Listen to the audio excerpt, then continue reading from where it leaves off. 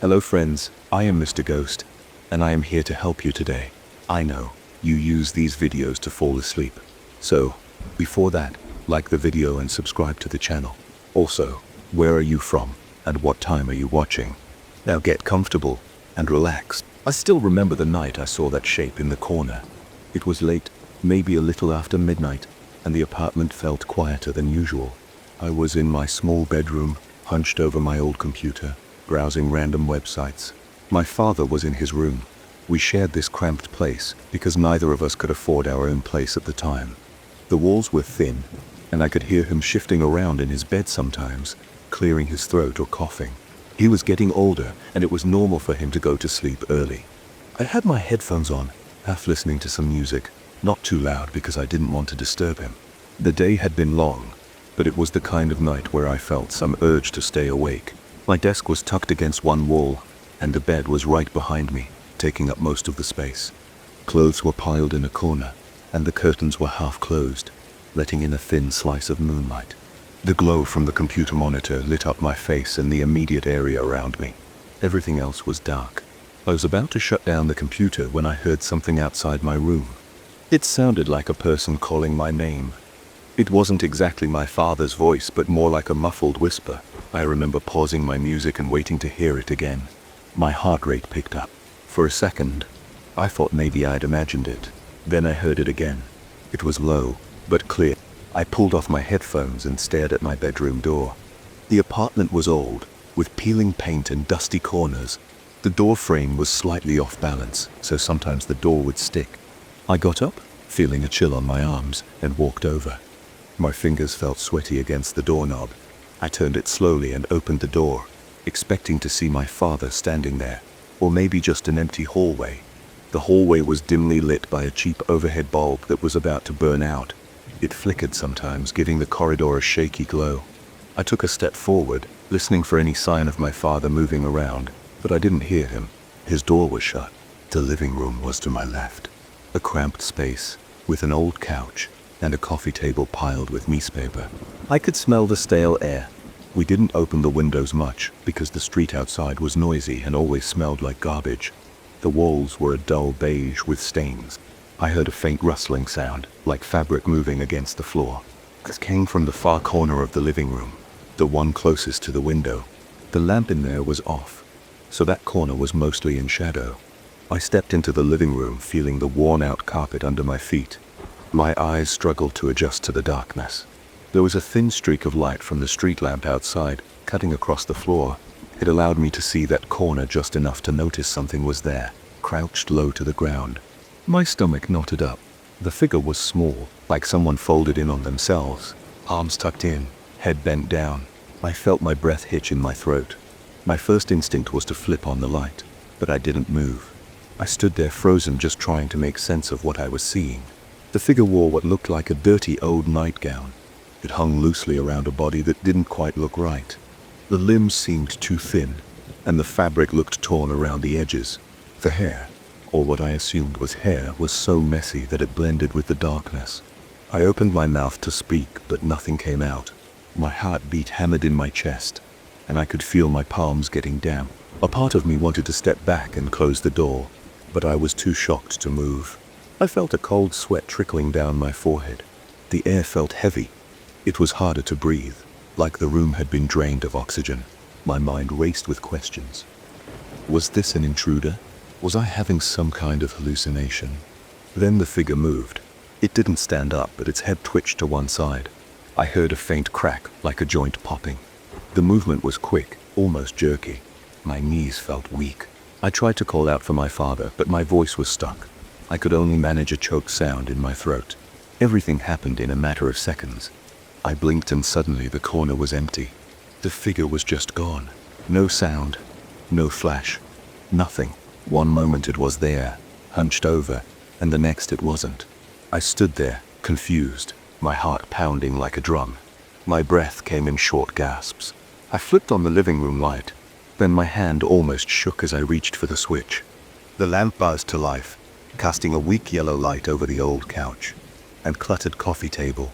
The corner was empty. The paint on the wall in that corner was chipped, and there was some dust on the floor, but but nothing else was out of place. I glanced around, checking behind the couch. I even looked under the table. There was nothing there. The windows were closed and locked from the inside. There was no trace of anyone breaking in. My father's door creaked open. He stepped out, squinting at the light, and asked why I had turned it on. I swallowed hard, feeling my pulse in my neck. I told him I thought I saw something, maybe a rat or some weird shadow. He nodded, half asleep, and mumbled that I should go to bed soon. Then he went back to his room and closed the door. I could still hear him clear his throat. He didn't seem worried. He was used to odd noises in the apartment, so probably assumed it was just another quirk of this run-down building. I stayed in the living room for a long time, staring at that corner, trying to make sense of what happened. My hands wouldn't stop shaking. I could feel my heart rate returning to normal, but my mind was still racing. I thought I should check the rest of the apartment, so I walked to the kitchen, turned on the light, and looked around. The sink was full of dishes, the countertop cluttered with old cereal boxes, and the small window above the sink was locked. Nothing looked off. I made my way to the bathroom, flipping the switch. The faucet dripped into the stained sink and the door to the shower was slightly open. I peeked inside, my heart pounding, but found nothing. When I was sure there was no one else in the apartment, I went back to the living room. I turned off the light, hoping that maybe the darkness would give me a better view if something was there. I stood near the hallway, letting my eyes adjust again. My pulse sped up as I imagined the figure reappearing. A shiver ran through me, and I felt goosebumps along my arms.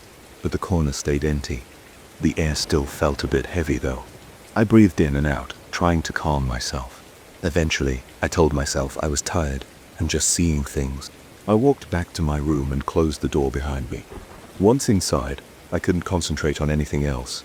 My computer was still on, the screen showing some random website, but I couldn't focus. I sat on the edge of my bed, staring at the wall. My mind kept replaying that image. The figure crouched in the corner, head down, arms pulled in, wearing that old gown. It was so real. My body still felt tense, as if I was bracing for something bad to happen. I decided to try and distract myself, so I opened a streaming site on my computer and put on some random show.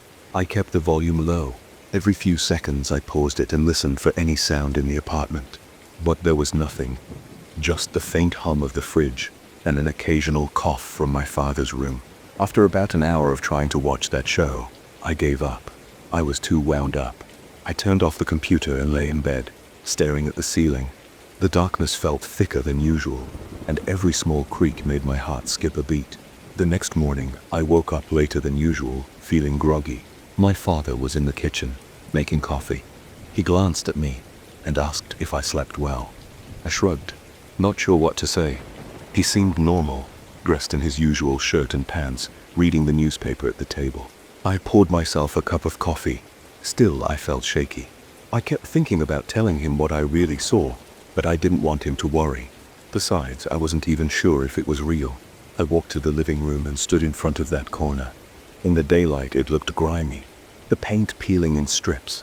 There was a musty smell near the window. I leaned in closer, checking the floor for footprints or any sign that something had been there. I found nothing, just dust and some old stains. Still, I felt a subtle tension in my chest when I looked at that spot. It felt like something lingering was present, even though I couldn't see anything. Over the next few days, I tried to go about my routine. I went to work, came home, ate dinner with my father, and spent my evenings on my computer. But every time I passed the living room, I'd sense a tightness in my stomach. I started turning on lights more often, even during the day, just to feel safer. My father teased me about the electricity bill, but I didn't care. The memory of that night wouldn't leave me alone. Once in a while, when I was alone in the apartment, I thought I heard small noises coming from the living room. It could have been the old pipes or my imagination, but I always paused, listening closely. My body would tense up, my ears straining to catch any hint of movement. Then I'd shake it off and force myself to move on. But a layer of anxiety stuck with me. I couldn't relax like I used to. I kept thinking that maybe I should talk to someone about it. But I didn't have many close friends, and I didn't feel comfortable describing what I saw to acquaintances at work. I tried looking up stories online, reading about shadows or strange apparitions, but most of what I found sounded too far-fetched or filled with bizarre details that didn't match what I experienced. I ended up closing those tabs, feeling unsettled. At night, my room became my refuge. but also the place where my mind raced with thoughts. I locked my door sometimes, though I wasn't even sure what I was afraid of. I knew it wouldn't help if that thing ever decided to appear again. Locking the door felt like a small layer of control. The nights passed slowly. I could hear the traffic outside, people yelling or laughing on the street. I'd lie awake, watching the light from passing cars move across the walls. Every now and then, I'd drift off and dream about the corner, seeing that shape again, feeling the same rush of terror. I'd wake up sweating, my heart racing. Every morning I'd step into the living room, quickly glance at the corner and remind myself it was just an empty space. But deep down, I knew something had happened at night. I didn't understand it, and I wasn't sure if I'd ever see it again. My father never mentioned anything strange, so I assumed he hadn't seen anything. That made me feel alone in this experience. One evening, about a week later, I decided to stay up late again.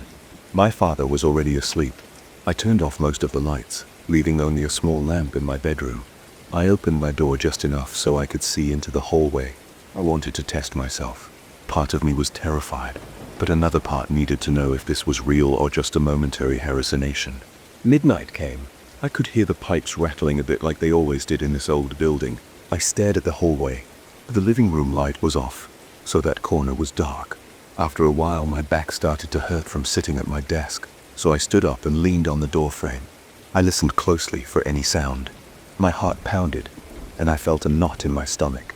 The hallway looked the same as always, but my nerves were on edge. I stayed there for maybe an hour, occasionally checking my phone, mostly just watching. The tension built up in my neck and shoulders. Finally, I decided I couldn't do this anymore. I quietly closed my door and went to bed. Nothing showed up that night, or if it did, I didn't see it. Still, every day whenever I enter the living room, I can't shake the memory of that figure. My chest tightens for a second, and I scan that corner. Nothing is ever there, but the memory lingers as fresh as if it had happened at night. I keep wondering if maybe one day I'll walk in and see it crouched there again. That's my story. I don't have an explanation for what I saw. I'm not sure if it was a ghost, a strange intruder, or some trick my mind played on me. All I know is that I felt real fear that night, and it left me with a lasting sense of unease. The apartment itself remains the same cramped, slightly depressing place, and my father and I still go about our days like before. But now, whenever I step into the living room, I feel that heaviness in the air. Sometimes it's just a faint tingle in my spine, sometimes a clenching in my gut, and I can't ignore the idea that it might happen again. I'm not the kind of person who believes in ghosts, but this house made me question everything I thought I knew about strange occurrences. It wasn't dramatic at first. It didn't come with flickering lights or loud wails in the night. It started with small things, missing tools, odd noises, and a feeling I couldn't shake. By the time I realized what was happening, I had already sunk a lot of money into the place. I didn't want to walk away. I wanted answers. Now, years later, every time I dream about that house, I feel the same chill crawling up my spine. Let me tell you exactly what happened. I bought this huge place on the outskirts of the city. I was excited because it was much cheaper than I ever expected for a house that size. I thought I got lucky. It was old, clearly built several decades ago, with walls and rooms that looked like they'd been remodeled and repurposed at different points in history. The yard was overgrown, and the paint was peeling off in patches. My family teased me, saying the house looked haunted. I just laughed. I figured it was my chance to fix up a big property without breaking my budget.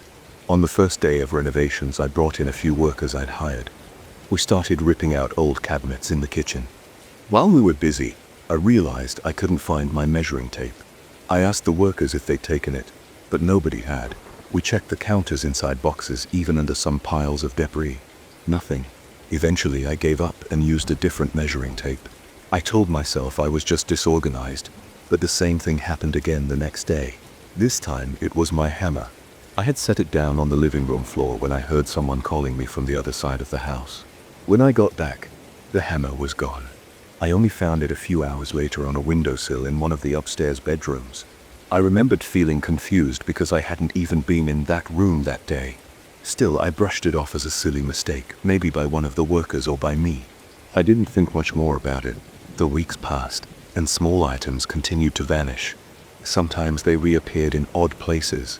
Sometimes they didn't show up at all. The guys who worked with me started making jokes about poltergeists. I told them to focus on the job, though I admit I felt uneasy. When I walked through certain hallways, I noticed a sudden drop in temperature. The house had no centralized heating or cooling yet, but this was different. One step, the room would feel normal. The next step, it felt like stepping inside a freezer. My arms would get goosebumps. My breath wouldn't turn into fog or anything, but the chill felt real. It didn't happen everywhere, just specific corridors and certain rooms that were mostly empty. At first I thought there could be some weird draft in the house. The building was old, maybe the insulation was poor, but then I also started feeling like someone was right behind me whenever I stood in those cold spots. I'd look over my shoulder and see nothing. Still, that feeling of being watched made my stomach tighten. I tried to stay logical. Maybe the house had cracks or hidden openings. Maybe air was flowing strangely. I kept telling myself it was just an old building with quirks. I noticed something else. The workers began complaining about being watched too. They didn't say it straight to my face, but they'd whisper among themselves, saying they felt uneasy. One guy told me he heard a faint knocking behind the walls when he was working upstairs. Another said he found footprints on a dusty floor, even though he just cleaned that area and hadn't gone back in. I still insisted it must be animals, maybe rats or something else scuttling around. It wasn't a nice thought, but it felt more reasonable than the alternative. About a month into renovations, I moved in. I figured it was cheaper to just camp out in one of the finished rooms. My family stayed at our old apartment in the city, but I wanted to keep an eye on the project and troubleshoot problems right away. Sleeping in that house felt odd. It was quiet, especially at night, but sometimes I heard soft thuds from upstairs as if someone were dropping a book on the floor. I'd go check, flashlight in hand, and find nothing. The floors would be empty, the walls silent. I'd poke around, tapping on walls to see if there were any hidden compartments or areas I hadn't noticed, but no luck. One night, around midnight, I was sitting at the kitchen table, going through some documents related to plumbing and electrical work. I heard slow, heavy footsteps above me.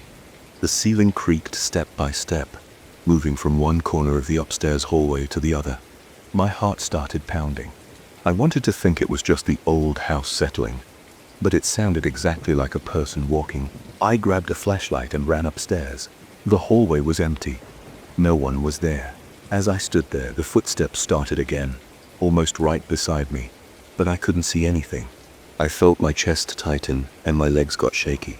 I checked each room, flipped every light switch I could find, opened every closet. Nothing. But I still felt that sensation of being watched. A few days later, I invited my brother to come check out the progress on the renovations. He showed up in the afternoon.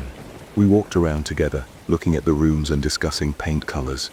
At one point, we both heard a crash from downstairs. We ran down and found a pile of tools scattered on the floor. They looked like they'd been knocked off a table. We tried to see if maybe the table was unsteady or if someone had bumped into it. The table was solid, and we were the only ones in the house at the time. My brother shrugged it off, but I saw the tension on his face. The longer I stayed in that house, the more I noticed small, eerie things happening. Sometimes I'd find doors open that I swore I had closed. Windows would slam shut on windless days. I'd go into the bathroom and feel something brush against my arm, even though no one was there. At night, I started hearing faint tapping noises on the walls, always at regular intervals. I checked for pipes or old wiring that could cause it, but never found a clear explanation. One evening, I sat in the kitchen again with a cup of coffee. I was staring at the floor, thinking about how much work was left on the house. Out of the corner of my eye, I saw a pillow fly across the living room and slam into the wall. I jumped up so fast that I knocked over my coffee cup. It was one of the old couch pillows I had stacked in a corner to keep them out of the way. They were all neatly piled. Now one had traveled a good 6 or 7 feet and hit the wall with a thud. I stood there, heart pounding, staring at the pillow on the floor. I tried to come up with a rational explanation.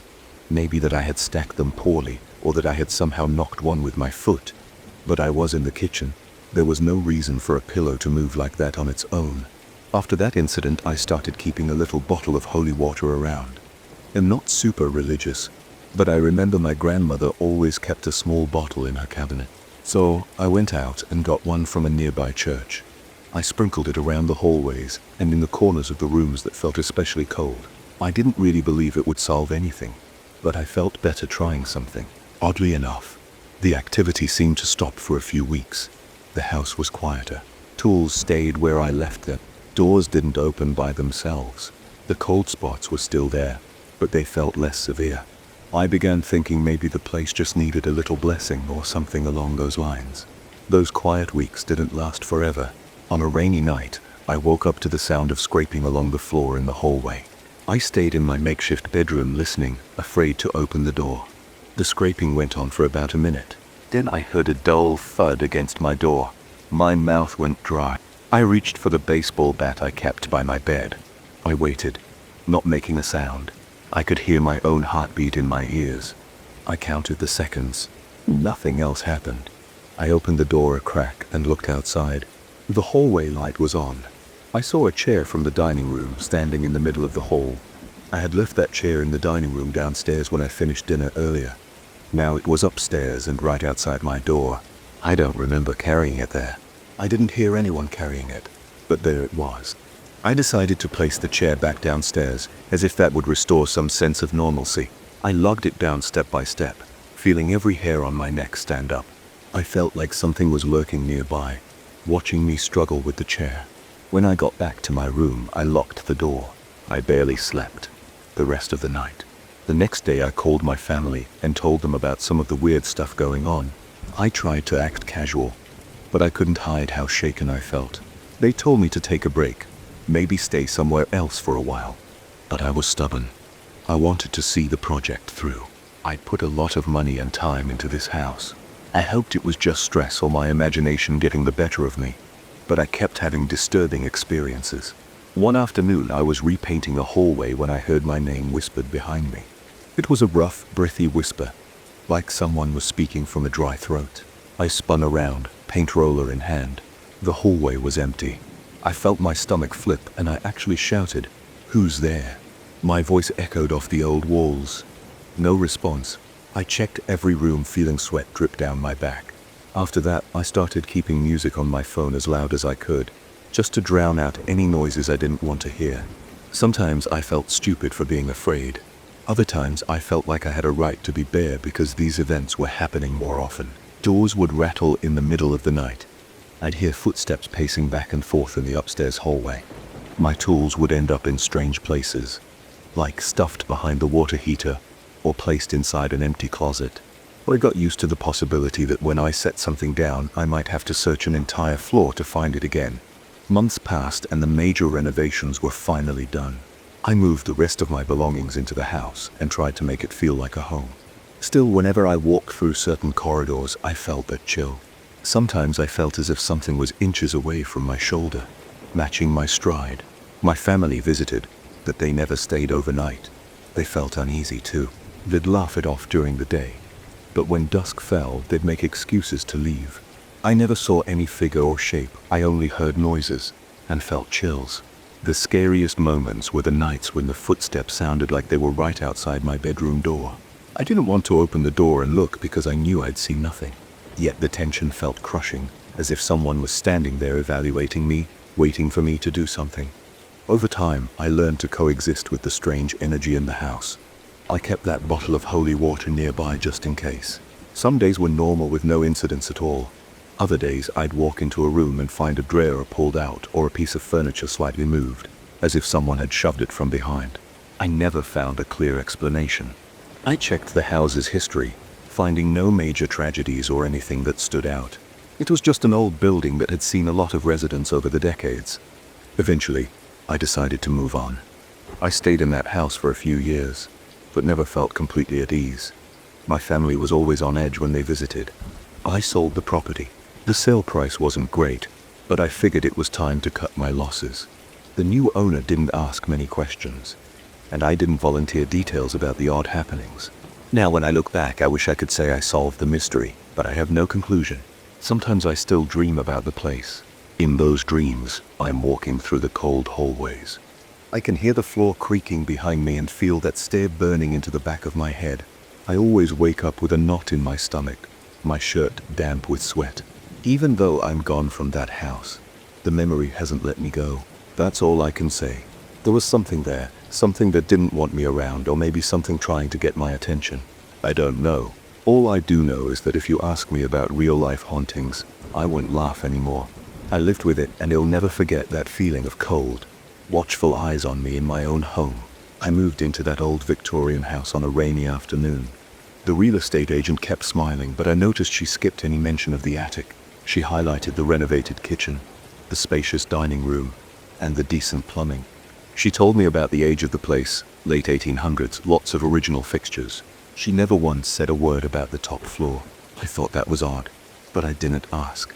I was eager to settle in, and I figured it was just another empty space with a few cobwebs.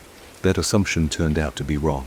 During my first week there, I was mostly dealing with boxes, cables, and furniture placement. I had no reason to go poking around in the attic. The entrance was a narrow staircase near the end of the upstairs hallway. A thin door separated that staircase from the rest of the house. It looked plain, but the knob squeaked whenever I touched it. I had only glanced inside once or twice. I remember stepping in one afternoon just to get a sense of the space. The ceiling was low, the beams were exposed, and there was a weak light bulb dangling from a frayed cord. The room smelled stale, like dust and old newspapers. I didn't see anything valuable or interesting. There was another door in the corner, thicker, with a deadbolt on my side. It was locked, and I didn't have the key. I figured it was just a storage area. I'd explore eventually. I shut the attic door, returned to my regular tasks, and forgot about it. The first few days in the house were quiet. The floors creaked at night and the wind rattled the old windows, but nothing stood out. I got my bedroom organized and set up my living room with a comfortable couch and a small TV. I felt settled. I even started sleeping better after the stress of moving. But on the 10th or 11th evening, something changed. I was downstairs in the living room, flipping through some channels. The house was dim, and the only lights on were the ones near the front entrance. Around 10 p.m., I heard something above me. It sounded like a chair being pushed across the floor. The scrape was slow and deliberate. At first I froze. I thought maybe it was the wind shaking a loose board. Then I heard it again, louder this time. It was definitely the sound of furniture legs, dragging across wood. My heart thudded in my chest. I turned off the TV and listened hard. It happened once more, then stopped. I told myself the house was old and made weird noises. I tried to relax, but I ended up pacing back and forth, staring at the ceiling. The sound didn't come back. After 20 minutes of silence, I went to bed feeling tense. The next day, I couldn't stop thinking about that noise. I went up to the attic around noon, telling myself I was just being thorough. I climbed the narrow steps slowly. The space looked the same as before, dusty, stale, and cramped. I walked around checking the corners. There were a few old boxes, some broken picture frames, and a small table missing one leg. Nothing looked moved or rearranged. I tested the table by dragging it an inch. It made a sharp scrape that echoed through the attic. It sounded almost exactly like what I'd heard the night before. That made me uneasy. I looked at the door in the corner. It was still locked. I rattled the knob a bit. Solid. I didn't hear any rustling or movement behind it. After a quick scan, I headed back downstairs. I told myself it had been a random noise, nothing more. That evening, I tried to distract myself with a movie. Around 9:30 p.m., I went into the kitchen to grab a drink. The house felt colder than usual. As I reached for the light switch, I heard that same scraping sound. It was softer this time, like something was just nudging across the floor. My scalp prickled. I put down my glass and walked to the bottom of the attic stairs. The door at the foot of the staircase was shut, but I could see a faint glow around the edges. That single light bulb in the attic was on, even though I was certain I'd turned it off. My chest felt tight. I took a breath, opened the door, and climbed a few steps. The scraping stopped the moment I set foot on the first step. My palms were clammy on the handrail. When I reached the top, the dangling bulb flickered, giving off a weak yellow light. My eyes scanned the space. The boxes were in the same place. The table looked undisturbed. I paused and listened. No sounds, no movement. I noticed the dust hanging in the air drifting through the light. I felt a chill that had nothing to do with the temperature. Then my eyes landed on the locked door in the corner. The doorknob was slightly turned, like someone on the other side had just twisted it. I stared at it, trying to process what I was seeing. Suddenly, the knob jerked. It turned all the way, rattled, and stopped. A surge of adrenaline went through me. I took a step back. My calves hit a stack of boxes and I almost lost my balance. My breathing was shallow. I didn't say anything. I didn't ask if anyone was in there. I stood there, heart pounding.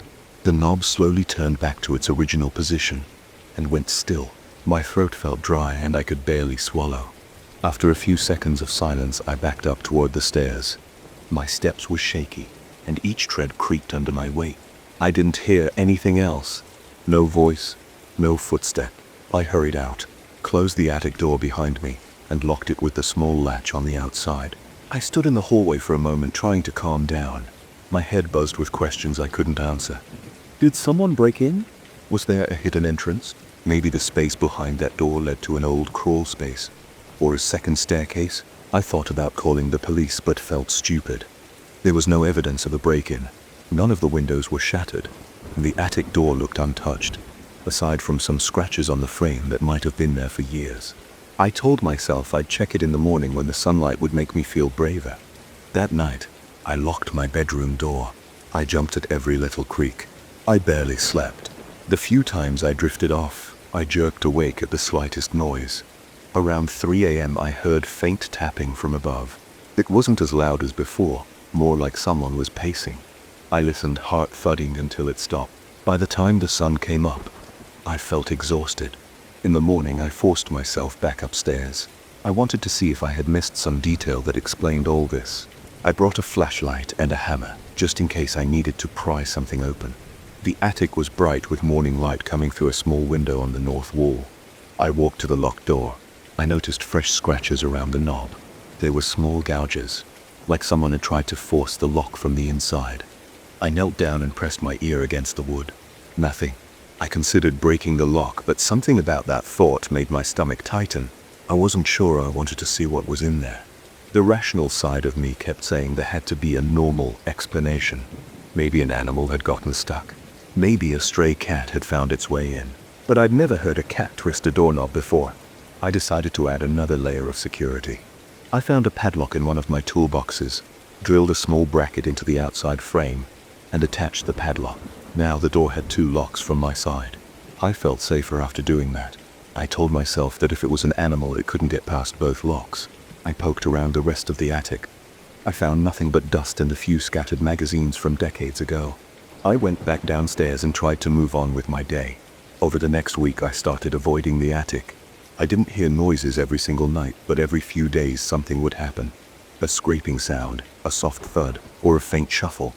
It was enough to keep my nerves on edge. My hands would shake whenever I opened the attic door to take a quick peek. Each time I found the light cord swaying slightly as though someone had tugged on it. Each time, the locked door in the corner looked undisturbed from the outside. But sometimes I saw new scratches around the frame. Other times I found bits of wood on the floor, as if something was clawing at the door from inside. My sleep got worse. I started jolting awake in the early hours. I would reach over for my phone and stare at it, wondering if I should call someone. But what would I say? One evening, I was in the kitchen washing a plate. It was around 7 p.m., and the sun had set. The house was quiet. I heard a sudden thump from above, so strong it rattled the light fixture in the kitchen. I dropped the plate into the sink. My heart pounded. I stared at the ceiling. Then for the first time, I heard footsteps moving across the attic. They were slow, steady footsteps, like boots on hardwood. I put my hand over my mouth to keep quiet. The footsteps stopped near the top of the attic stairs. That was right above me. My mind raced. I wanted to leave the house. I grabbed my keys and walked to the front door. But then the footsteps resumed, moving back toward the corner of the attic. I heard the distinct click of the locked door's knob. I stood there gripping my keys, trying to decide if I should drive away or go upstairs. I gathered enough courage to climb the stairs one more time. I opened the attic door carefully. The single bulb was on, flickering. I could see my breath in the cold air. Everything looked normal on the surface. The boxes, the table, the old magazines. But now I heard a soft rustling behind that locked door. It sounded like hands scraping along the inside panel. I swallowed hard, took another step forward, and spoke in a low voice. "Who's there?" No reply. I asked again, a bit louder. Still nothing. Then the doorknob jerked with force. I watched it twist left and right. Something was trying to open it.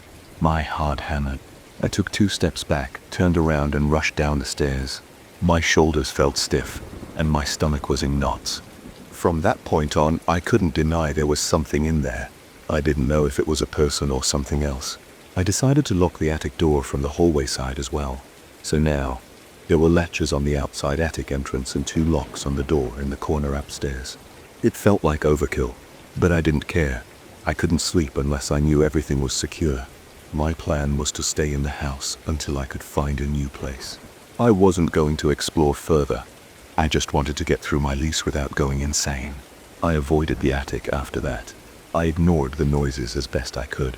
Some nights were quiet, which let me sleep for a few hours. Other nights I heard muffled tapping or dragging sounds. Once around 2 a.m. I thought I heard a faint cough, but I convinced myself I imagined it. I kept my distance. I paid my bills, worked my job, and tried to live a normal life. But every time I passed that hallway door, I felt a knot in my stomach. The idea of going up there again made my legs feel weak. I'd find any reason to avoid it. Once or twice, friends came over. I never mentioned the attic to them. I felt embarrassed. I could have asked them to help me investigate, but I didn't want to drag them into it. And I also didn't want to explain why I was so freaked out about some old door. So I pretended everything was fine. We hung out downstairs or in the backyard. I always kept the hallway door locked and told people I just hadn't gotten around to cleaning the attic. After a few months, I reached the point where I knew I had to move out. The tension was eating me alive. I'd jump at the sound of my own fridge cycling. My hands shook whenever I turned a doorknob. I started having nightmares about locked doors, so I found a cheaper place across town. It wasn't as nice, but I didn't care. I arranged the move quickly. On moving day, I avoided the attic completely. I hired a couple of guys to handle my heavier furniture. I didn't even bring up the attic with them. I let them haul everything from the bedrooms and living room. I grabbed my last few boxes from downstairs. I was done. By late afternoon, I stood in the empty living room, double-checking that I wasn't forgetting anything. The house felt silent, but also charged, like the moment before a storm. The hallway door that led to the attic was still locked. I found myself staring at it, remembering the sounds of footsteps and the twisting doorknob. Feeling a wave of relief knowing I was leaving, I stepped outside, locked the front door, and drove away. I never looked back. I haven't been inside that attic since. It felt like I stayed in that house for only a few months in total, but sometimes it seemed longer. Occasionally, I still think about that locked door. I wonder if it ever opened. Part of me hopes that whoever lives there now never bothers to check. Another part of me can help imagining the doorknob rattling in the dark, waiting for someone to turn it from the outside. And that's all I know. I never found out what was behind it, and I'm not sure I really want to know. My only advice is this. If you ever move into a place with an unused attic, make sure you really want to see what's up there before you open any locked doors, because once you do, it's hard to forget. I never expected that moving into my grandparents' old house would tear my family apart. We'd always gotten along. My parents, my sister, and I used to share everything. We ate dinner together, watched TV in the same room, and helped each other with small chores around the house. We bickered sometimes, but it never escalated. All that changed the day we packed our belongings and moved into that creaky house my grandparents left us. That place seemed normal at first. It had wooden floors, tall windows, and a large living room. But the feeling inside was heavy. The air felt thick from the moment we arrived. I remember walking into the foyer with a box of plates, my arms hurting from carrying it. My sister was behind me with a few blankets, complaining about the dust in the corners. My mom was trying to open stuck windows, and my dad was fiddling with a lamp that kept buzzing when he turned it on. At first, I chalked everything up to the house being old and neglected. There was a musty smell near the closet, and some floorboards squeaked loudly. None of that alarmed me. Old houses have quirks. I set down my box, wiping the sweat from my forehead. My shirt felt damp. The sun was bright outside, but inside the light seemed dim and almost grayish. I shook off the discomfort, thinking it was just my imagination. During the first week we tried to settle in. My father spent hours cleaning the gutters. My mother scrubbed the bathroom tiles and vacuumed the rugs left behind by my grandparents. I painted a few walls in the hall, and my sister reorganized the kitchen cabinets. We were tired but determined to make the house comfortable. Yet, the tension started building fast. We began snapping at each other over stupid things. One day, my mother was furious with me because I left a wet towel on the bathroom floor. Another day, my father yelled at my sister for walking too loudly in the upstairs hallway. I found myself annoyed by my dad's habit of whistling in the mornings, something I'd never cared about before. The arguments got worse. It wasn't just minor irritations. Sometimes we screamed at each other.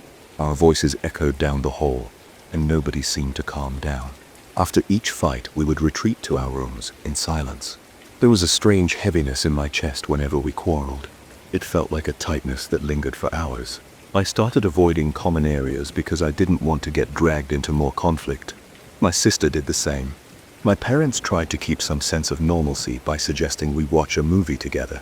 But 5 minutes in, my mother would find a reason to leave the room or my father would complain about the volume.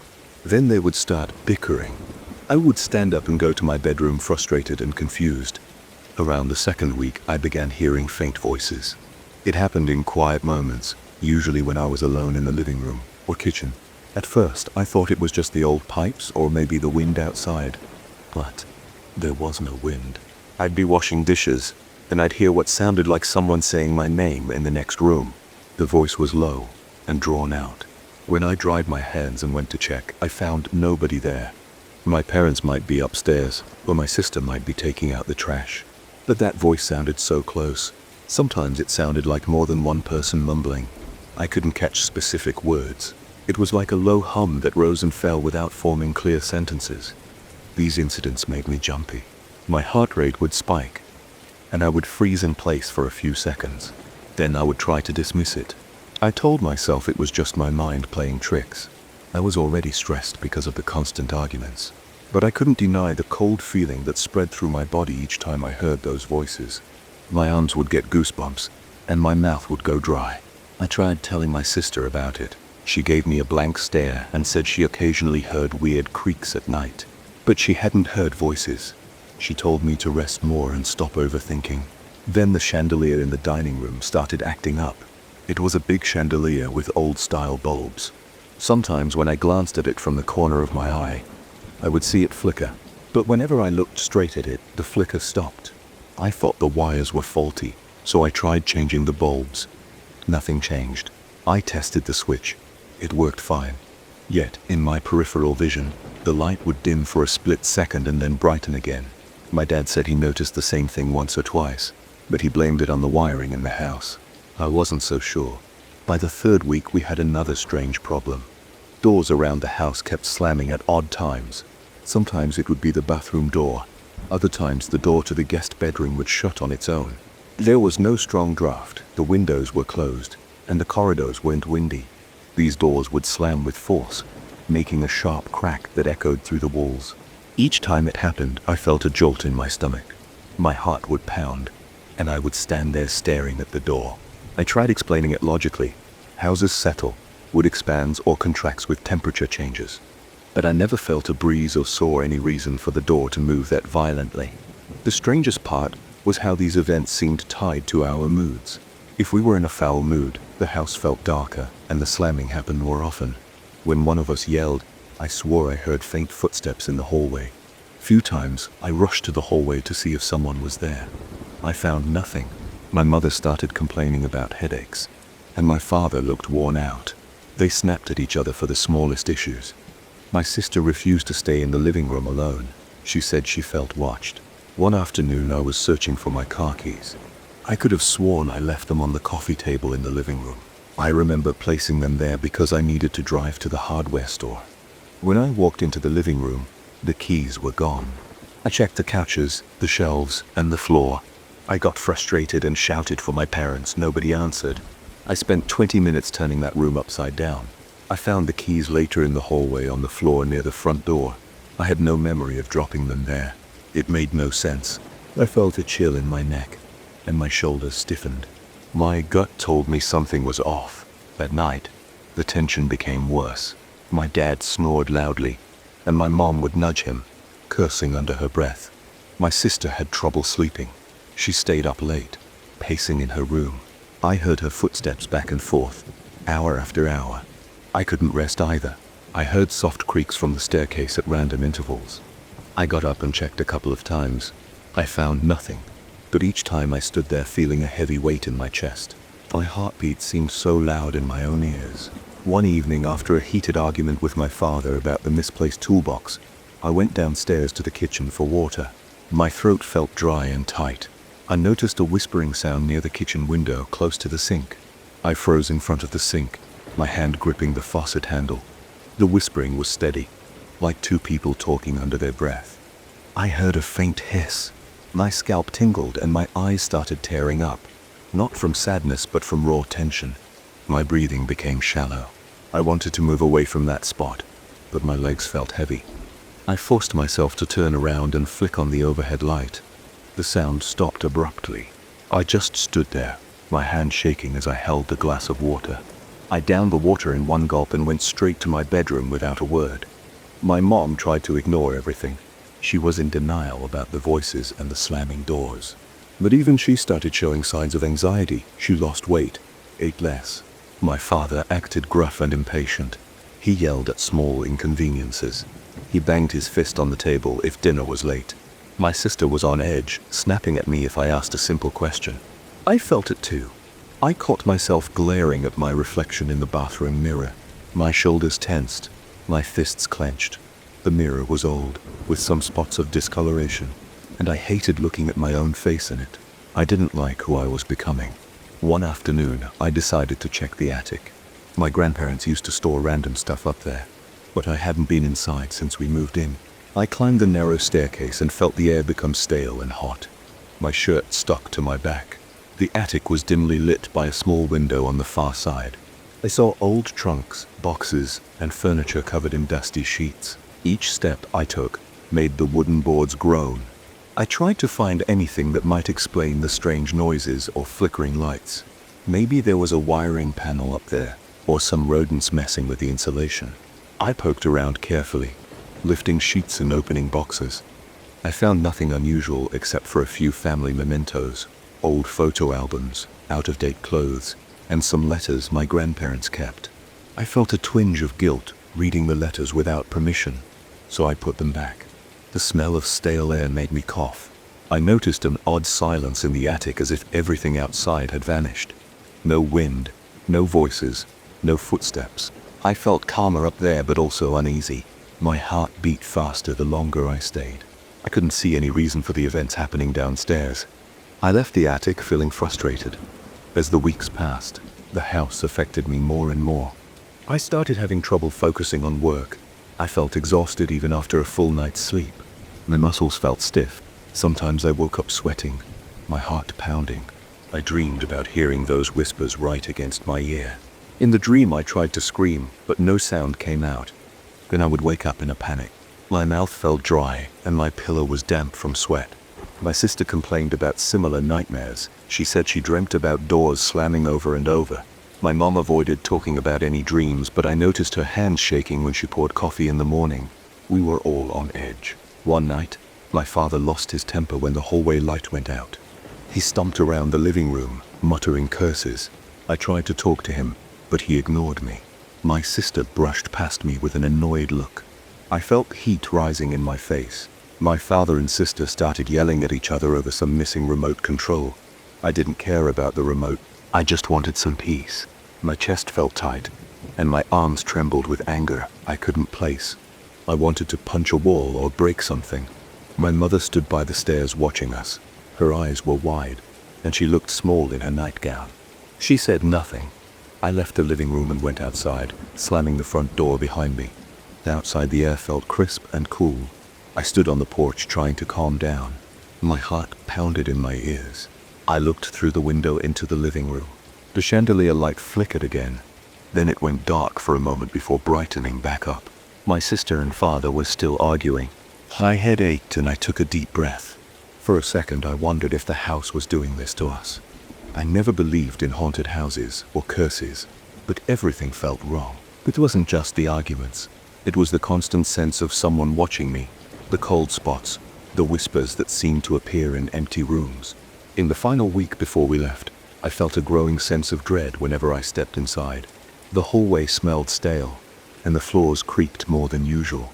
One evening, I heard a loud bang upstairs. I dashed up, expecting to see something fallen or broken. My bedroom door was closed. I opened it, and the mirror on the dresser was tilted. It looked like it had been pushed forward. My books were on the floor.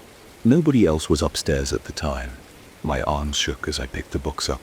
My mind raced with questions I couldn't answer. When we finally decided to move out, I felt relief and anger at the same time. We packed in a hurry, shoving our things into boxes. We barely spoke to each other. My father refused to talk about anything supernatural. He just wanted to leave. My mother cried at random intervals, but she never explained why. My sister stayed silent, carrying boxes out to the car. I kept my thoughts to myself. My heart still pounded at every small noise. On the last day, as I walked through each room to check if we'd forgotten anything, I felt this heavy weight in my gut. The house seemed darker, even though the sun was shining outside. The silence inside felt suffocating. I half expected to hear that whispering again, but there was nothing. Just the creaking floorboards under my feet. We drove away, each of us lost in our own thoughts. None of us looked back. Even now, whenever I think about that old house, I feel a rush of anger and sadness. My shoulders tense up, my jaw clenches. I get a dull ache in my temples. It's like that place drained every bit of warmth from us. We haven't visited it again. My parents talk about selling it. My sister refuses to discuss it. Sometimes I recall the faint voices I heard in the kitchen. I can still feel that cold spot on the back of my neck. I can still see the chandelier flickering out of the corner of my eye. Those memories make my stomach tighten. I don't know if there was a logical explanation. I only know how it felt to live there and how my family changed in those weeks. That house brought out the worst in us. I'm grateful I don't have to set foot in it again. I found the apartment on a Monday afternoon. I was scrolling through listings, not expecting much. Most places looked run down or way too expensive. Then I saw this ground floor apartment in an old mansion.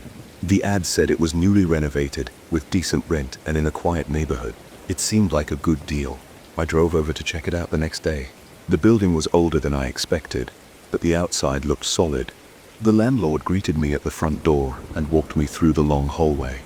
We reached the apartment, which took up the entire left side of the ground floor. The rooms were big, and the floors were made of old, polished wood. The ceilings were high.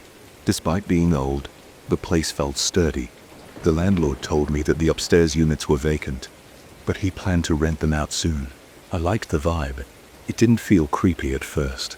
It felt like I was stepping into something classic. I signed the lease and moved in a week later.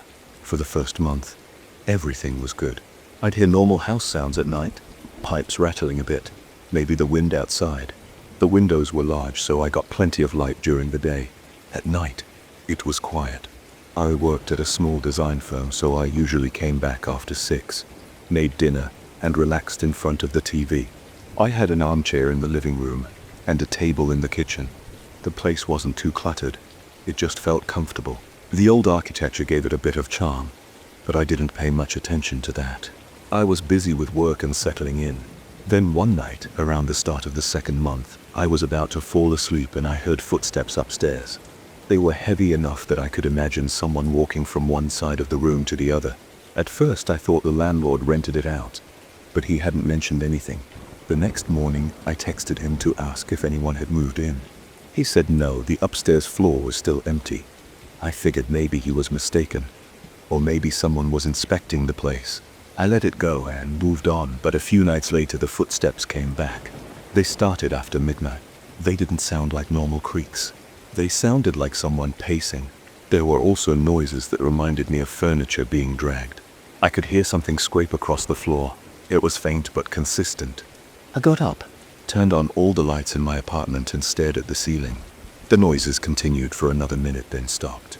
My heart pounded. I tried to think logically. Maybe the old floors were expanding, or maybe there was some raccoon in the attic, but it sounded too clear to be an animal.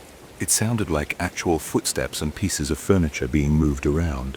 The next day at work, I told a coworker about it. He laughed and said old houses do that.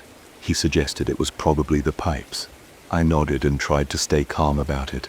That night, I stayed up later than usual. I waited in my living room with the TV on mute. Around 1 in the morning, I heard it again. Thud, thud, thud, right above my head. Then a long scraping sound like a chair being dragged across a wooden floor. I felt my chest tighten. I went up to the foyer and tried to unlock the door leading upstairs, but it was locked from the inside. I didn't have a key to that part of the house. Apparently it was a separate space. I listened at the door. Silence. I went back to my apartment and tried to sleep, but my mind raced. I imagined squatters or someone sneaking in, but it didn't make sense. The landlord seemed on top of things, and the mansion was locked up at night. A week passed, and the sounds continued every couple of nights. They weren't super loud, but were distinct. I asked a couple of friends to come over and hang out. I wanted someone else to hear the footsteps. We had dinner, chatted, and waited. It got late. One friend decided to crash on the couch.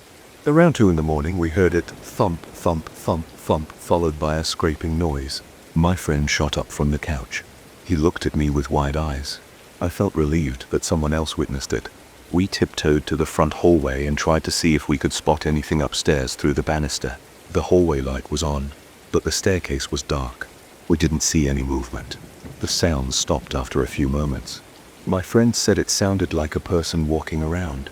I told him that the landlord insisted no one was up there. A few days later, something else happened. I woke up in the morning and found all my kitchen cabinets open.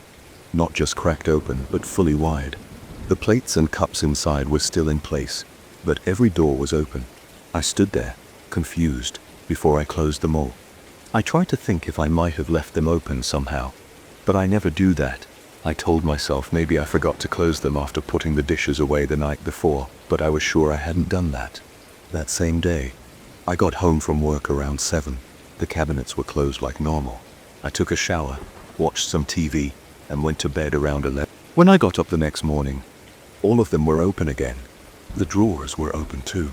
At that point, my stomach twisted. I had no explanation for it. I started feeling anxious every time I had to open my front door. I'd step inside slowly, half expecting to see the cabinets open. Sometimes they were closed. Sometimes they were open. It became almost like a pattern every other day, and I felt like I was being watched even though I never saw anyone in the apartment. A few times when I walked from the living room to the hallway, I caught a dark shape in my peripheral vision. It always seemed to move toward the stairs. It happened so quickly that I couldn't get a good look, but it looked like a tall figure. I'd rush over, and nothing would be there. My heart would pound, and my mouth would go dry. I started keeping the lights on more often. I also started checking all the windows. They were always locked. The front door was always locked. No signs of forced entry. I tried to blame it on stress. Maybe I was losing sleep. The opening cabinets felt too real. One night I got so freaked out by the footsteps that I decided to go upstairs. The main entrance to the upstairs was at the end of the hallway near the front door. There was a closed door leading to a steep staircase. I had never actually been up there. I tried the handle. It was locked. I stood there for a while listening. The air felt cold and the hallway had a slight draft, but I remember feeling a chill on my arms. I knocked on the door. No response. I stood there for another minute, feeling my pulse throb in my ears. Then I went back to my apartment. That night I heard the footsteps again at around 2 in the morning. They lasted a full 5 minutes, with pauses in between. I just lay in bed staring at the ceiling, my body tense. I called the landlord in the morning and asked if he could come over. He arrived in the afternoon. I explained the noises in the open cabinets. He looked baffled. We both went to the upstairs door. He unlocked it with a ring of keys. We climbed the stairs together, checking every room. The upstairs was empty. Dust covered most surfaces. There were no footprints on the floor, at least not recent ones. The landlord and I checked all the windows. They were locked. No sign of anyone living there, nor any furniture, except for a few old chairs stacked in one corner. The landlord didn't see any sign of pests or animals. We went back downstairs and he apologized for the inconvenience. He said, maybe the pipes were causing vibrations. But we both knew that didn't explain the open cabinets. I talked to a few friends about it again. They suggested I install a camera or set up my phone to record at night, so I placed my phone on a shelf in the kitchen, aiming at the cabinets. I hit record and went to sleep. The next morning I checked the footage. The cabinets had opened around 3 in the morning. but on the video they just swung open on their own. I didn't see any visible force or person. One moment they were closed, the next moment they slowly opened. It took about 2 seconds for each door to open, almost like someone was standing there opening them, except there was nothing on camera. My blood went cold watching that footage. I showed it to my closest friend. He got quiet and said it looked like something straight out of a horror movie. Over the next few days I kept hearing the footsteps. It was never consistent, but they usually happened after midnight. The cabinet incidents continued too. I stopped trying to record them because it just stressed me out more. I couldn't find a rational explanation, and it felt like the more I focused on it, the worse I slept. I started double-checking every lock in the apartment. I even stacked a few boxes against the kitchen cabinets, hoping to catch someone in the act. But nothing changed. The boxes stayed in place, but the cabinets still opened. Sometimes as I walked from the kitchen to the hallway, I felt a pressure on my shoulders. My arms would get goosebumps, and I'd feel my stomach tense up. There was this oppressive feeling in the air, like the atmosphere got thicker. When I'd look around, I'd see a flicker of movement near the stairs. My heart would hammer, and I'd step forward. But then I'd realize there was nothing there, at least nothing I could see straight on. I decided to check the upstairs again on my own. I asked the landlord if I could borrow the key just to inspect the place. He was hesitant, but he let me take it for the day. I waited until it was still bright outside, then climbed the stairs. The second floor was large, with several empty rooms connected by a long corridor. The floors creaked a bit, and light came in through tall windows. I checked every corner, feeling the wood floor under my feet. It didn't feel spooky during the day, but I did notice that the temperature was a bit lower than downstairs. I didn't see any footprints or signs of squatting. I opened closets, tested windows, and tapped on the walls. I didn't discover anything unusual. It was just an empty space with dust and a faint musty smell. That night I tried to sleep early. I woke up around 2 in the morning to a loud bang from above. I jerked awake, my heart racing, grabbed my phone, turned on my flashlight, and stepped into the hallway. It felt freezing. I was wearing just a t-shirt and boxers, but the cold felt sharper than usual. I stood in the hallway, shining my phone's light at the door to the upstairs. I heard what sounded like furniture scraping again. My heart was pounding so hard I felt it in my throat. Then everything went quiet. I took a few steps closer. The door was still locked. I felt the handle. It was ice cold. I waited, pressing my ear to the door. Nothing. I walked back to my bedroom. My hands were shaking a bit. I didn't sleep much after that. Over the next week, the cabinet incidents didn't happen as often, but I still found them open on 2 separate mornings. Once I found a chair, and my living room had shifted about a foot away from the wall. My front door was locked, and the windows were locked, so I couldn't figure out how it moved. I kept feeling a strange presence near the hallway at night. I tried inviting friends over again, but most of them were spooked after hearing my stories. One friend came, and we both sat in the living room with all the lights on until around midnight. We heard a faint scraping upstairs, but it didn't last long. He suggested I might want to move out. I was starting to think the same thing. I gave it another couple of weeks, hoping the landlord would figure something out. He had a contractor come check for structural problems or rodents. They found nothing. I was out of explanations. My sleep suffered. I'd wake up multiple times a night, sometimes sweating, sometimes just alert and expecting to hear something. I developed a habit of flipping every light switch when I got home from work. The apartment, which once felt comfortable, now felt tense. The final straw was a night when I returned from the grocery store and found every cabinet door in the kitchen open yet again. My living room chair was facing the hallway as if someone had turned it in that direction. I stood there feeling my chest tighten, and my ears started ringing. I waited, listening. The place was silent, but I felt certain I was not alone. I locked the front door, set my groceries on the floor, and walked around flipping lights on. As I approached the hallway, I saw that same dark shape in the corner of my eye. It moved toward the stairs. I turned my head quickly, but it was gone. I stood there, my heart racing, my hands shaking. That moment felt like a breaking point. I couldn't stay calm in my own home anymore. I called the landlord that night and said I was moving out as soon as possible. I gave him my notice and started looking for a new place right away. Within a week, I had packed my stuff and left.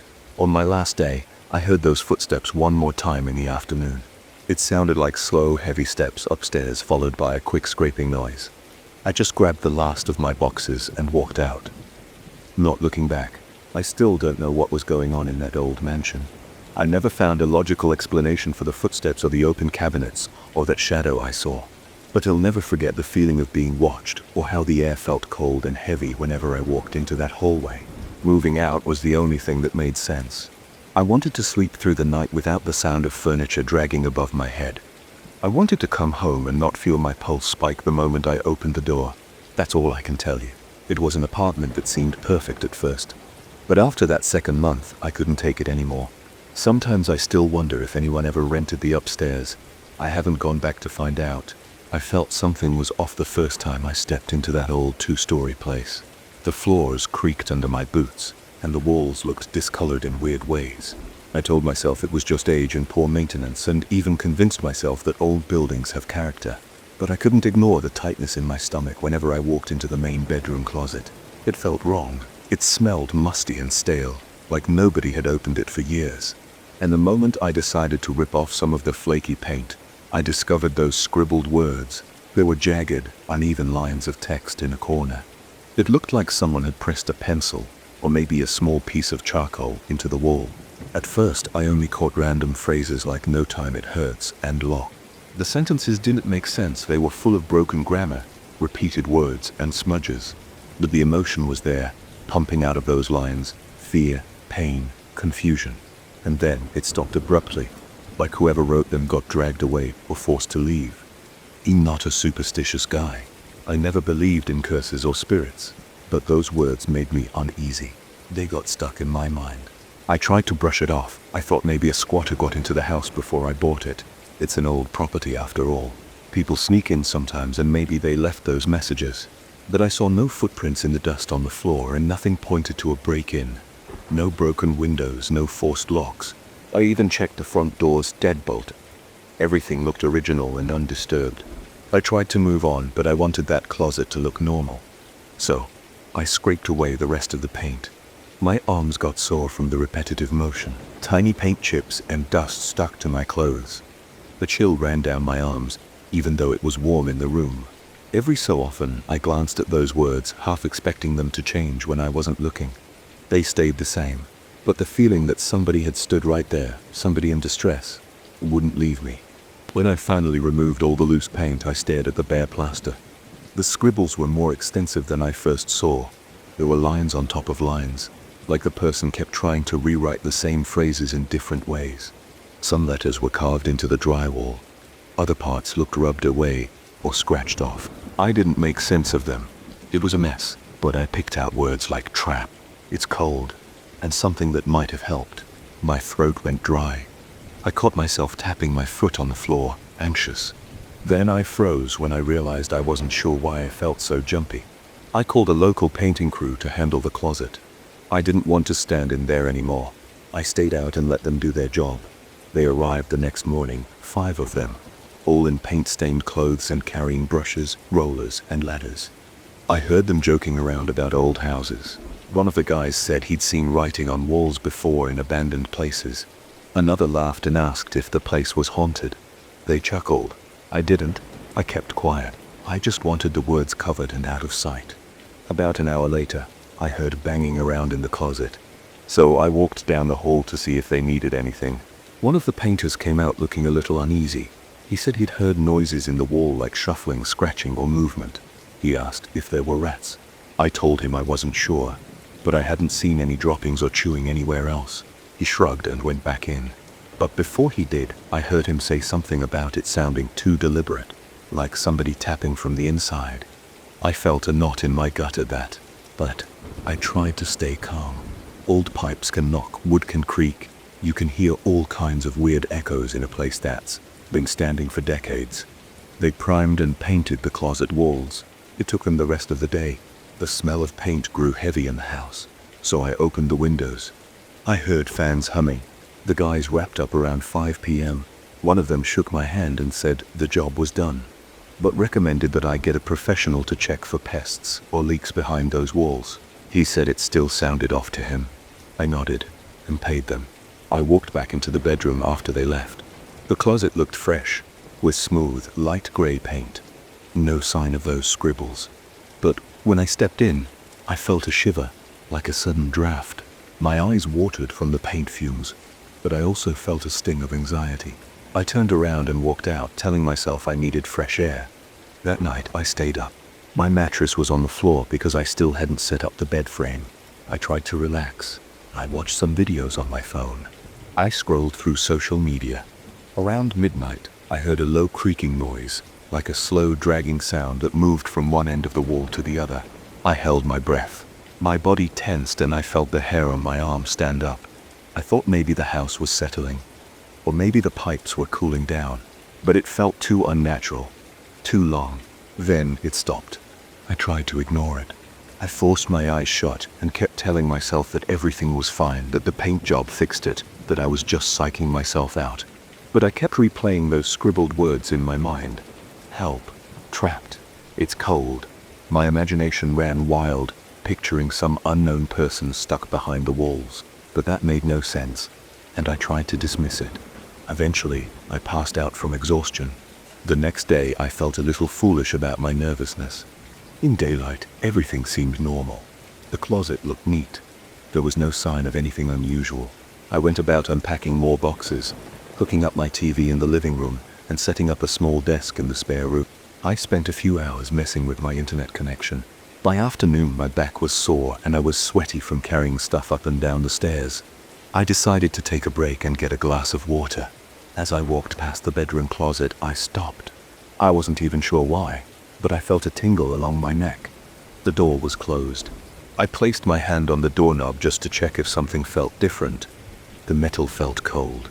I tried to open it, and for a second it felt like it was stuck. Then it gave way, and I peeked inside. Everything was in place. The new paint looked dry, with no cracks or peeling. I stepped in. I listened. My breath was shallow. I didn't hear anything at first, just the sound of my own heartbeat. Then I noticed a faint tapping, maybe on the right-hand side where the wall met the floor. It lasted a couple of seconds and then vanished. I froze, feeling a surge of adrenaline. My palms got clammy. My mouth felt dry. I backed out of the closet and went downstairs. I forced myself to think about a rational explanation. Rodents, old pipes, or something mechanical. That had to be it. I called an inspector that afternoon. I told him I needed someone to check for pests or structural issues. He said he could come by the next week. Meanwhile, I tried to focus on other parts of the renovation. I replaced a few light fixtures and tested the outlets. The rest of the house seemed fine, if a bit worn. Sometimes I heard small knocks, but never anything as loud as that second day. At night, though, I still woke up once or twice, feeling like I heard faint scratching. For sometimes I thought I saw a shadow move near the closet door. Each time my heart pounded and I felt cold sweat on my forehead. I'd sit up, turn on a lamp, and stare at that door until I felt silly for being so jumpy. The next week the inspector came by. He wore a gray polo shirt and carried a clipboard. He tapped walls, checked the attic, crawled around the basement and asked me questions about the house's age. He seemed puzzled. He said he didn't see any major signs of rats or mice. He didn't see termite damage. He didn't see leaks. The wood looked old but stable. He did mention that the closet wall had a bit of an odd hollow sound, like there might be extra space or a hidden cavity, but he couldn't see any clear entrance to it. He suggested I bring in a contractor if I wanted to open up the wall. I felt a wave of anxiety at the idea of tearing down that wall, but I smiled and said I'd think about it. A few nights later, I got up around 3 a.m. for a glass of water. I was on my way back from the kitchen when I heard a faint voice. I couldn't make out words. It was more like a moan or maybe just a low grumble. It seemed to come from inside the closet. I stopped in the hallway. My heart pounded so hard that I felt it in my ears. My breathing got short and fast. I crept to the closet door and opened it. Nothing but my clothes hanging on the bar. My arms felt tight, and my scalp tingled. I listened. Everything was silent. Then a single knock echoed from behind the wall. It wasn't loud, but it was distinct. I jumped back and nearly lost my balance. I slammed the door shut and dashed back to my bed. I tried to steady my breathing, but my nerves were shot. By morning, I was exhausted, but also determined. I called a contractor to check that hidden space the inspector mentioned. I wanted to settle this. The contractor came 2 days later with a flashlight, a small camera scope. and some tools. We moved the clothes out of the closet. He tapped around, found a hollow spot, and cut a small rectangular opening in the drywall. We shined a light inside. There was nothing but an empty, dusty void. No signs of animals, just old wooden framing. The contractor said that sometimes older houses have unused pockets or weird construction. He offered to open it further, but I said no. I didn't want to tear up more than necessary. He replaced the cut drywall and sealed it. Then he left. I paid him, feeling both relieved and uneasy. I stood in that closet after he was gone. The patch job was fresh and still drying. My heart was still racing, but I tried to slow my breathing and reassure myself. We found nothing inside the wall. No wires, no pipes, no rodents, nothing. So what was making those sounds? I walked out and decided I needed a break from this house. I got in my car and drove around the neighborhood, picked up some groceries, ate at a diner. I avoided coming back until I felt calmer.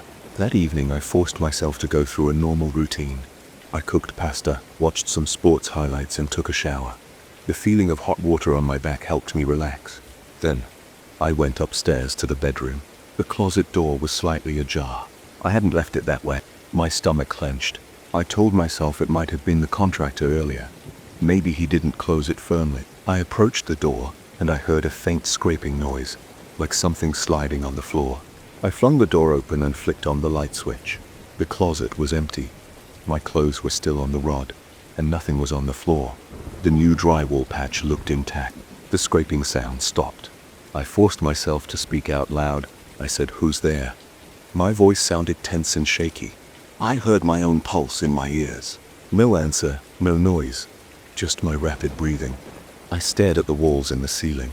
Everything looked normal. My eyes scanned every inch.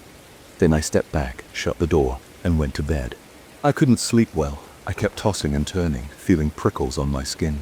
The following days were a blur of more attempts at normal life. I went to work, made phone calls, dealt with small tasks around the house. But each time I passed that closet, I felt on edge. Sometimes I heard tapping, sometimes I heard nothing at all. I started hesitating before opening the bedroom door, half expecting to see the closet open or clothes tossed on the floor. But everything stayed in place, though the closet door seemed never to stay fully closed. I started wedging a small piece of cardboard under it just to keep it shut.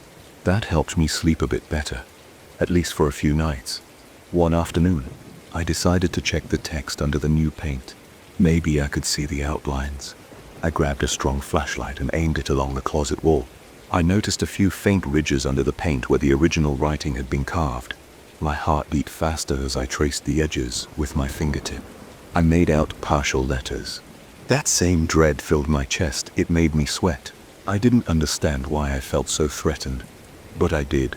The closet felt tight, like the air was heavier in there. That evening, while I was brushing my teeth in the bathroom, I heard a thud in the bedroom. I hurried out, toothbrush in hand. The closet door was wide open. One of the wire hangers lay on the floor. It had fallen off the rod. I picked it up. My hand shook. The metal felt cold. I hung it back up. My nerves were on edge. I felt a pounding in my temples. I closed the closet door and returned to the bathroom, trying not to look in the mirror because I knew I looked pale and sweaty. I don't know what's going on with this place. I haven't considered leaving because I already sank a lot of money into the purchase. But I can't shake the feeling that something's wrong with that closet. The words I found that first day keep popping into my head when I'm trying to relax. I can picture the shape of the letters. I still remember help. It's cold, no time, and locked. My heart skips a beat when I think about it. It felt like a plea, but I don't want to speculate too much. I keep telling myself it's just leftover graffiti from somebody who stayed here before, but I can't ignore the sounds, the tapping, and the door that won't stay closed. I've considered sealing up that closet entirely, just putting in some drywall and removing the door. I might do it, but a part of me hates the idea of running from what might be a simple trick of the mind. I even wondered if it's stress or exhaustion getting to me, making me hear things that aren't there. For now, I avoid the closet unless I have to grab clothes. I get in and get out. Sometimes I linger to check if I hear anything. Sometimes I do. Sometimes I don't. The painters won't return my calls anymore. They probably think I'm nuts because I ask them too many questions about noises. I don't have any proof of anything supernatural or bizarre. I only have my own unease and those scribbled words hidden under fresh paint. So, that's the situation. An old 2-story house with a closet that makes me tense. I can't see anything there, but I can feel it in my bones. The words I found on that wall keep replaying in my mind. The painter said they heard things. The inspector said the space was empty. The contractor found nothing inside the wall, but I still hear knocking, scratching, or whispers in the middle of the night. I think about those words and my skin prickles with goosebumps. When I step inside that closet, my breath catches and my stomach tightens. I can't explain any of it, but I know it's there, and I'm not sure what to do next. I never expected my own home to make me question everything I thought I knew. One night it did just that. It was an ordinary evening at first, and I was in my living room. I heard some faint noises coming from upstairs. They weren't loud, but they were enough to pull my attention away from the TV. There was a soft thumping sound, like something sliding across the floor. My initial thought was that a box might have tipped over, or maybe some items had shifted. I wasn't scared at that moment. I was just annoyed that I'd have to go upstairs to check. Let me describe the upstairs area. There's a flight of wooden steps that creaks under any slight pressure, and the hallway is short, leading to 2 storage rooms. One door is on the left, and the other door is at the very end of the hallway, straight ahead when you reach the top. I stored old furniture, broken electronics, and random boxes in both. Sometimes I would hear odd noises at night. I always assumed it was the house settling or maybe some rodent scurrying around. That night, though, things felt different. I got off the couch, walked to the base of the stairs, and flicked the light switch. The upstairs light didn't turn on. I tried again, but nothing changed. The first bit of uneasy tension set in. The downstairs lights were on, so it wasn't a full power outage. I figured the bulb might have burned out. I kept an extra flashlight in a drawer in the kitchen, but instead of fetching it right away, I thought the overhead light in the storage room might still work, so I went up the stairs in the dark. The moment I placed my foot on the first stair, it let out a sharp creak. I exhaled and tried to keep my balance, holding the handrail. The air felt stale and still. By the time I reached the top, my eyes had adjusted slightly, but it was hard to see. I could make out the shapes of boxes and a few chairs near the walls. I reached for the light switch in the storage room on the left. I flicked it. Nothing. That meant the hallway bulb and this room's bulb were either both dead or something else was going on. I felt a tightness in my chest. My shoulders tensed and I stood in the dark for a moment, listening for anything out of place. The house was silent now, with no more sliding or rustling. I decided I'd feel better if I had something blocking the top of the stairs while I closed the door behind me. It sounds strange, but I was afraid of something coming up from behind. I wanted a clear boundary, even if it was just a piece of junk. I spotted an old floor fan with a heavy base near some boxes. I picked it up and dragged it to the top of the stairway. I set it there, letting the round base press against the top step. It felt stable. I even gave it a small push to see if it would move, but it didn't budge. Then I turned back and moved to close the door behind me. As I reached for the door, my skin crawled. I heard a small scraping sound behind me. I turned around. The fan was still there, but I sensed movement. It wasn't visible, though. It was just a soft scrape, like something rubbing against the wood. I stood still, my breath shallow. My eyes were locked on the fan, but it wasn't moving in that second. I tried to calm myself down. I thought maybe I was spooked by the darkness and my ears were playing tricks. I closed the door, letting out a nervous sigh as the latch clicked. Then my breath caught in my throat. The fan started sliding toward the edge of the stairway, its base gliding across the wooden floor. It didn't tip over, it didn't roll or bounce. It slid as if someone was slowly pushing it from behind. My mouth went dry, and my knees felt weak. I wanted to say something, maybe yell, but nothing came out. I was frozen watching this old fan move on its own. It reached the top step and paused, still upright, still balanced. Then it continued, inch by inch going down the stairs. The scraping sound was clear now, a low, steady noise. My heart pounded so hard that my ears throbbed. I stepped forward, but I didn't actually touch the fan. I didn't dare. Something inside me said not to interfere. It kept sliding step after step, each movement controlled and smooth. It didn't tumble or bounce off the wood. It was a slow, deliberate glide going down as if gravity didn't work the way it should. When it reached the bottom, it stopped gently, base still on the floor and the rest of it upright. I released a breath I hadn't realized I was holding. There was no crash, no loud thud. It just came to a halt. My stomach felt heavy. I could feel sweat trickling down the back of my neck. I stayed at the top of the stairs for a few seconds, staring down at the fan. My mind raced, but I had no logical explanation. I finally forced my feet to move. I stepped carefully down each stair, one hand on the banister. My entire body was tense, as if bracing for something to jump out at me. When I reached the bottom step, I hovered there and stared at the fan. It looked normal, not damaged at all. I leaned in, turned it slightly, and tested its weight. It felt the same as always, heavy. If I tried to push it on the floor, it usually took a good shove to move it. But it had moved so easily just moments before. The stairs behind me were empty. No one was there. I looked back up to the dark hallway, but couldn't see anything except shadows. My breathing was loud in my ears, and my pulse thumped in my neck. I waited, straining to hear anything. Silence. I turned my attention back to the fan. It sat there, giving me no answers. I moved it a little, trying to see if maybe the floor was slanted or if there was some leftover momentum. Nothing felt odd. The floor was solid, and it took effort from me to get it to move. I turned and flicked the downstairs light switch off, then on again, hoping that would somehow restore the upstairs power. It didn't. The downstairs lighting still worked fine. I flicked the upstairs switch once more, still nothing. I walked to the kitchen and grabbed my flashlight from the drawer. My hand shook as I clicked it on. The bright beam made me blink a few times. Then I headed back to the base of the stairs. I pointed the flashlight up. The steps looked normal, no broken boards or anything out of place. I aimed the beam at the top landing, and nothing unusual caught my eye. My hands felt clammy, and my breathing was shallow. I forced myself to take a deep breath. I climbed back up, shining the light around the hallway. The walls were the same.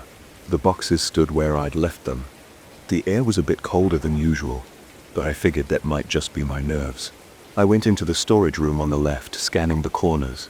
Some old furniture, boxes and other junk, nothing that should move on its own. Then I checked the other storage room. Same story. Piles of dusty items with no sign of forced entry or anything disturbed. My heart rate was still high, but I tried to act methodically. I ran my hands along the walls, looking for hidden panels or holes, but found none. I jiggled the wires of the overhead lights, but they didn't turn on. I didn't see any frayed wiring or anything obvious. I turned off the flashlight for a moment. The darkness pressed in. It felt suffocating. I turned the flashlight back on and shook my head. I didn't want to stay up there any longer than I had to. I walked down the stairs, taking each step slowly. The fan was still at the bottom, standing exactly as I left it. I stared at it for a few seconds, then decided to put it away. I picked it up, carried it to the living room, and set it in a corner. I couldn't help checking the base again. It was intact, not wobbly. Nothing about it was broken or odd. Just a normal old fan. My heart was still pounding, and I felt a light tremble in my hands. I tried to gather my thoughts. I went through every logical reason I could come up with. Maybe I'd accidentally bumped it and it slid, but the angle of the stairs made that impossible without tipping. Also, it moved slowly, defying the normal pull of gravity. It felt like someone had guided it. I'd never seen anything like that in my life. I tried to calm myself by turning on the TV again. The noise helped distract me for a moment, but my ears kept straining to hear another sound upstairs. Every little creak in the house made my adrenaline spike. I got up a few times, moving to the bottom of the stairs, shining the flashlight up, but saw nothing. It was just quiet. Eventually, I turned off the TV and sat there listening to the silence. I don't know how much time passed before I finally decided to go to bed. I locked every door. I turned on every light downstairs and even left the flashlight by my bed. That night, I didn't sleep well. I woke up every few hours, convinced I heard a thump or faint scrape. Each time I sat up, turned on the flashlight and peered around. The bedroom was empty, nothing unusual. Still, I felt on edge, and my body stayed tense the entire night. By morning, I had a dull headache from lack of rest. I forced myself out of bed, determined to check the upstairs in daylight. So, after my morning coffee, I went back up, this time in full daylight. Sunlight filtered in through the small windows in the storage rooms. Everything looked normal. I checked the bulbs. Neither was burned out. When I tested them in a different lamp, they worked fine. I tested the switches again.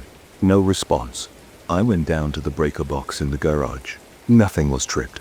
I flicked each breaker off and on. Then the upstairs lights clicked on when I tested them again. That was weird because the breakers hadn't been in the off position. They all looked normal.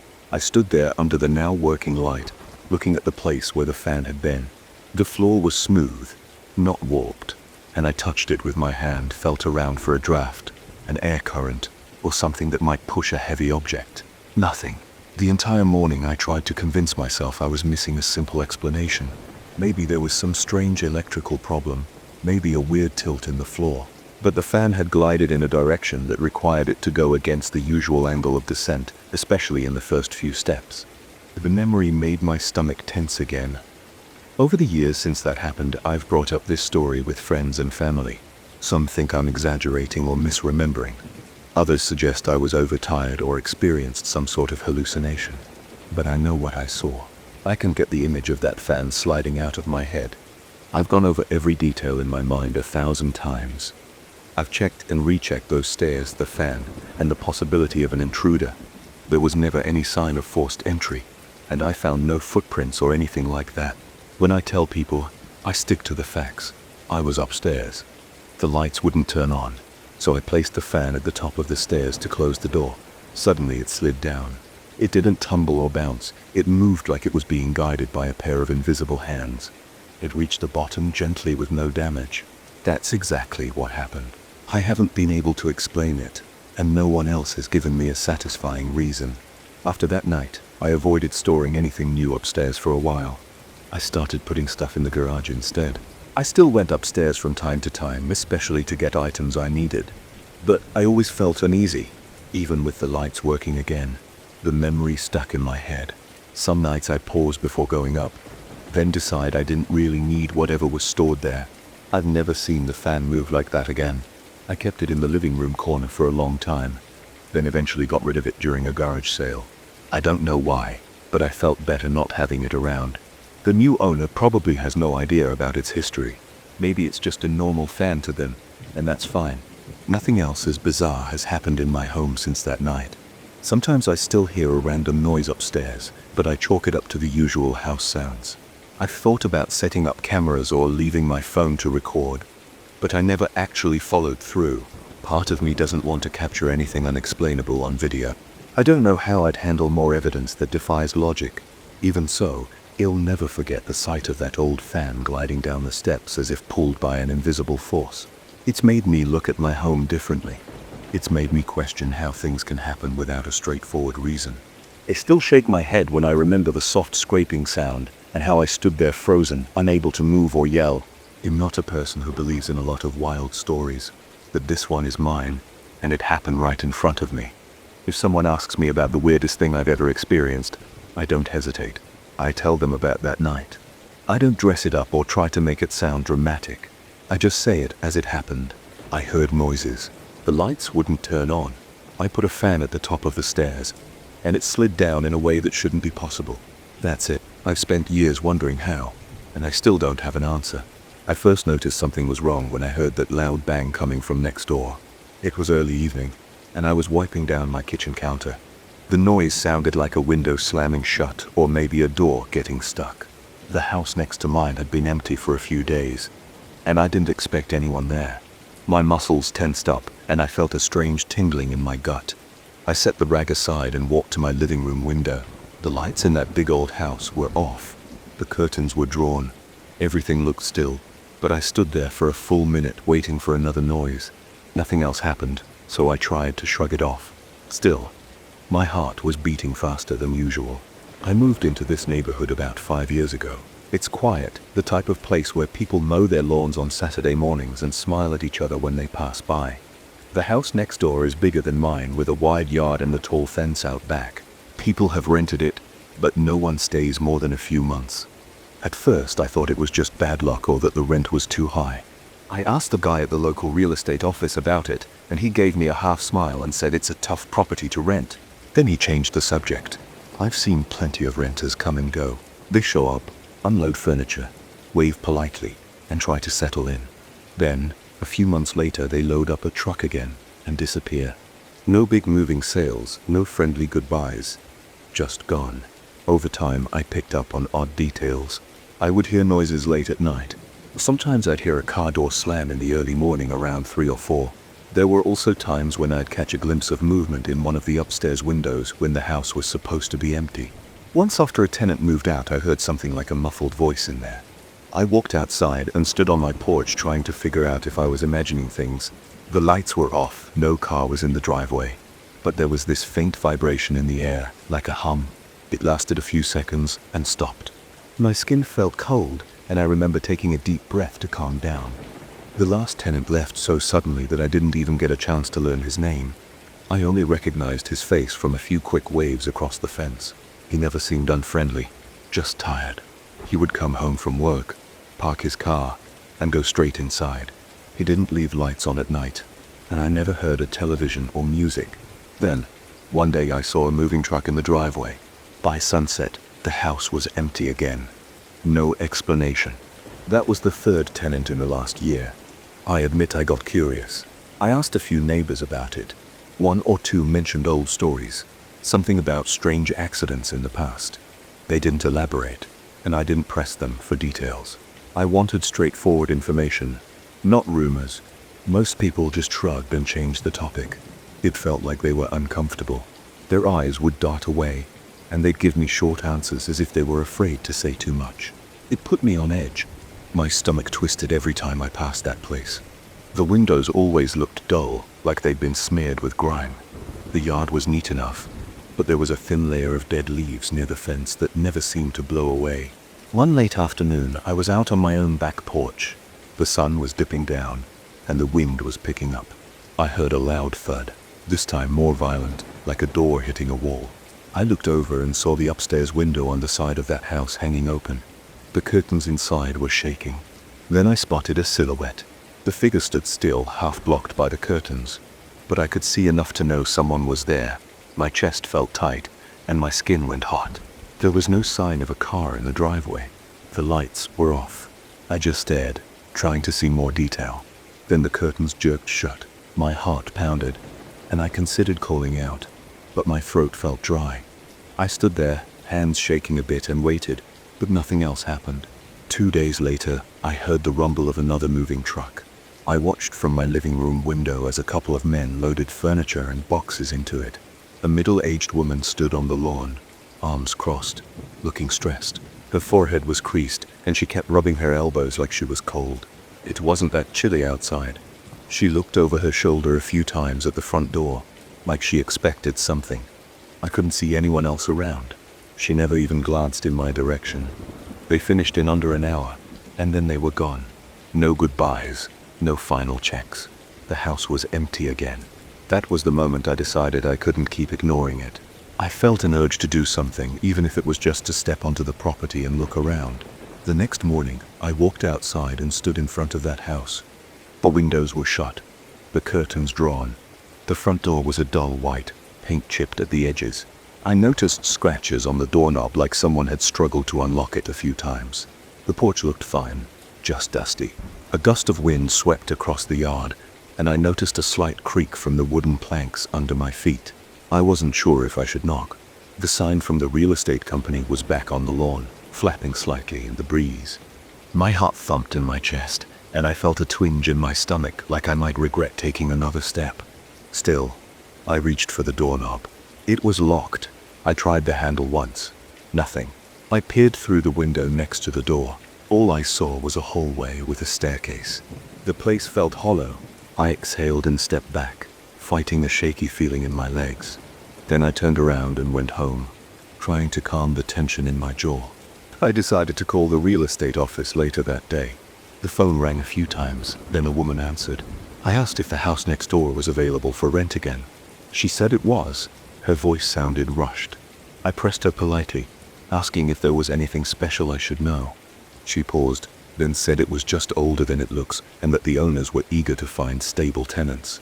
Her tone suggested she wasn't going to say anything else. I thanked her and hung up. My stomach churned with frustration. That night, I couldn't relax. I paced around my kitchen. I kept thinking about that silhouette in the window. It bothered me that people kept leaving without saying a word. Around midnight, I heard a strange rattling noise from outside, like the wind shaking a loose gutter or a metal pipe. I went to my bedroom window and parted the curtains. My heart started racing when I saw a faint light flicker in one of the upstairs windows of the house next door. It looked like someone moving through the dark with a small flashlight or maybe a candle. The light bobbed for a few seconds and then vanished. My hands felt clammy, and I realized I was breathing too fast. I forced myself to stay at the window waiting for another sign of movement, but it never came. The next morning I went about my routine, trying to push away my unease. I showered, brewed coffee, and sat in my living room reading the news on my phone. Every few minutes my gaze would drift to the blinds and I'd remember the weird glow I'd seen the night before. My chest felt a faint tightness, and I found myself clenching my fists. I decided I had to check it out in a more direct way. I couldn't just watch from the sidelines anymore. Maybe it was a mistake to get involved, but I figured I would rather know than keep guessing. That afternoon, I noticed a maintenance van parked in the driveway of the house next door. A man in overalls stepped out and pulled a large toolbox from the back. I walked over and introduced myself. He was polite enough. He gave me his name, which I think was Carl, and said he was there to fix some wiring issues. I asked him if he'd been there before. He shook his head, saying it was his first time. He seemed in a hurry, so I didn't push too hard. I just told him I lived next door and that if he needed anything he could knock on my door. He nodded and went inside. I stayed outside for a while, pretending to rake up some leaves along my driveway. I kept glancing at that house. Part of me hoped Carl would come running out with some crazy story, but nothing happened. An hour later, he emerged, toolbox in hand, wiping sweat from his brow. He caught my eye and gave me a short wave. I put down the rake and walked toward him. I asked how things went. He shrugged and said, "Wiring's old, but it's not that bad. Just needs a few replacements here and there." I could tell he was being cautious with his words. He avoided looking at the windows. Then he said, "Strange place though. Feels like the walls are..." "Never mind." He trailed off, gave me a polite smile, and quickly got in his van. I watched him drive away. A chill crept up my neck. I felt a knot in my stomach again. That night I set my alarm for midnight. I wanted to see if anything strange would happen again. I lay in bed listening to every creak in my own house. My heart was pounding in my ears. At midnight I got up, put on a hoodie, and stepped outside. The moon was bright, and the air felt cool. I walked across my yard until I reached the fence line. I stood there looking at that big dark house. I could see the upstairs windows, all of them were black. No lights, no movement. The real estate sign was still there, swaying in a light breeze. I felt my pulse throbbing in my temples.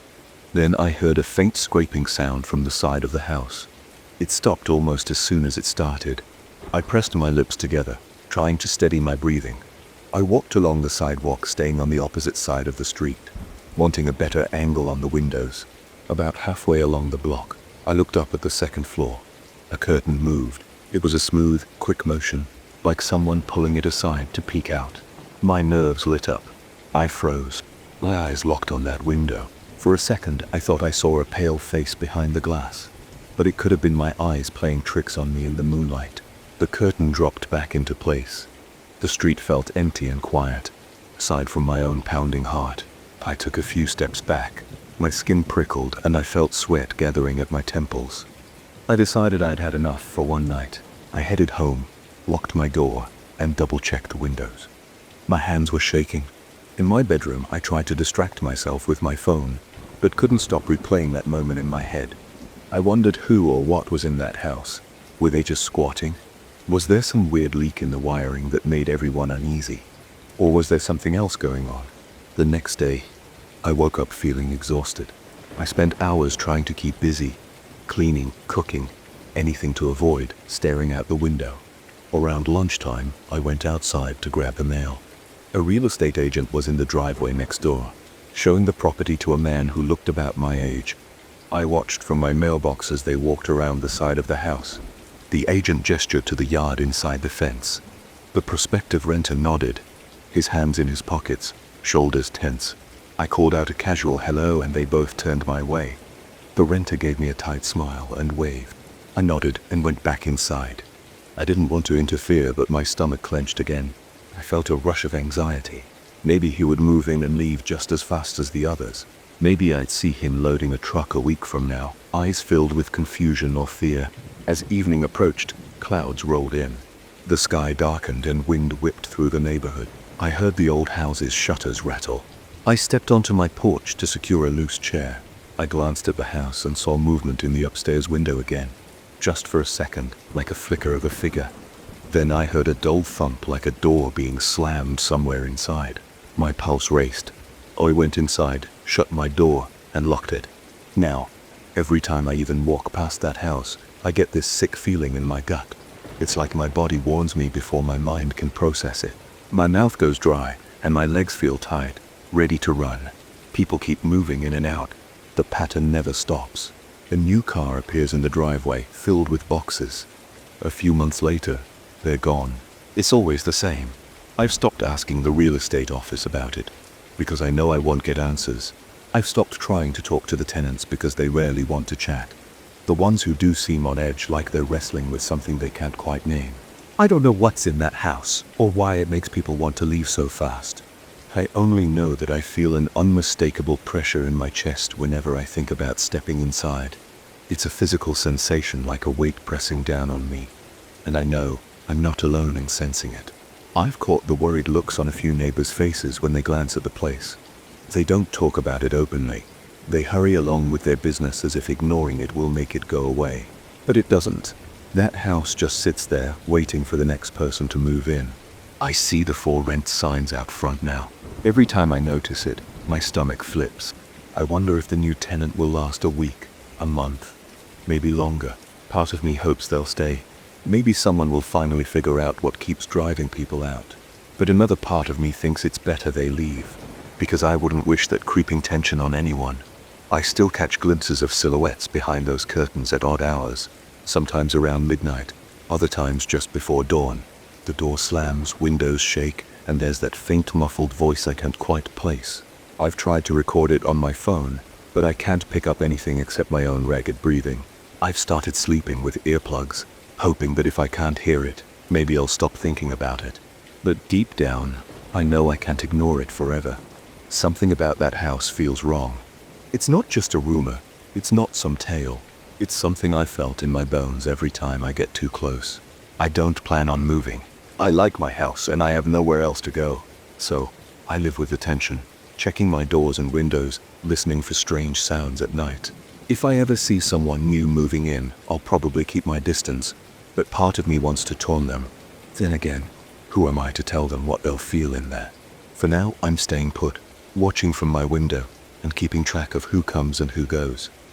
Maybe one day I'll work up the nerve to explore the inside of that house for real, but not tonight. Tonight I'm locking my door, turning off the lights, and trying to get some sleep.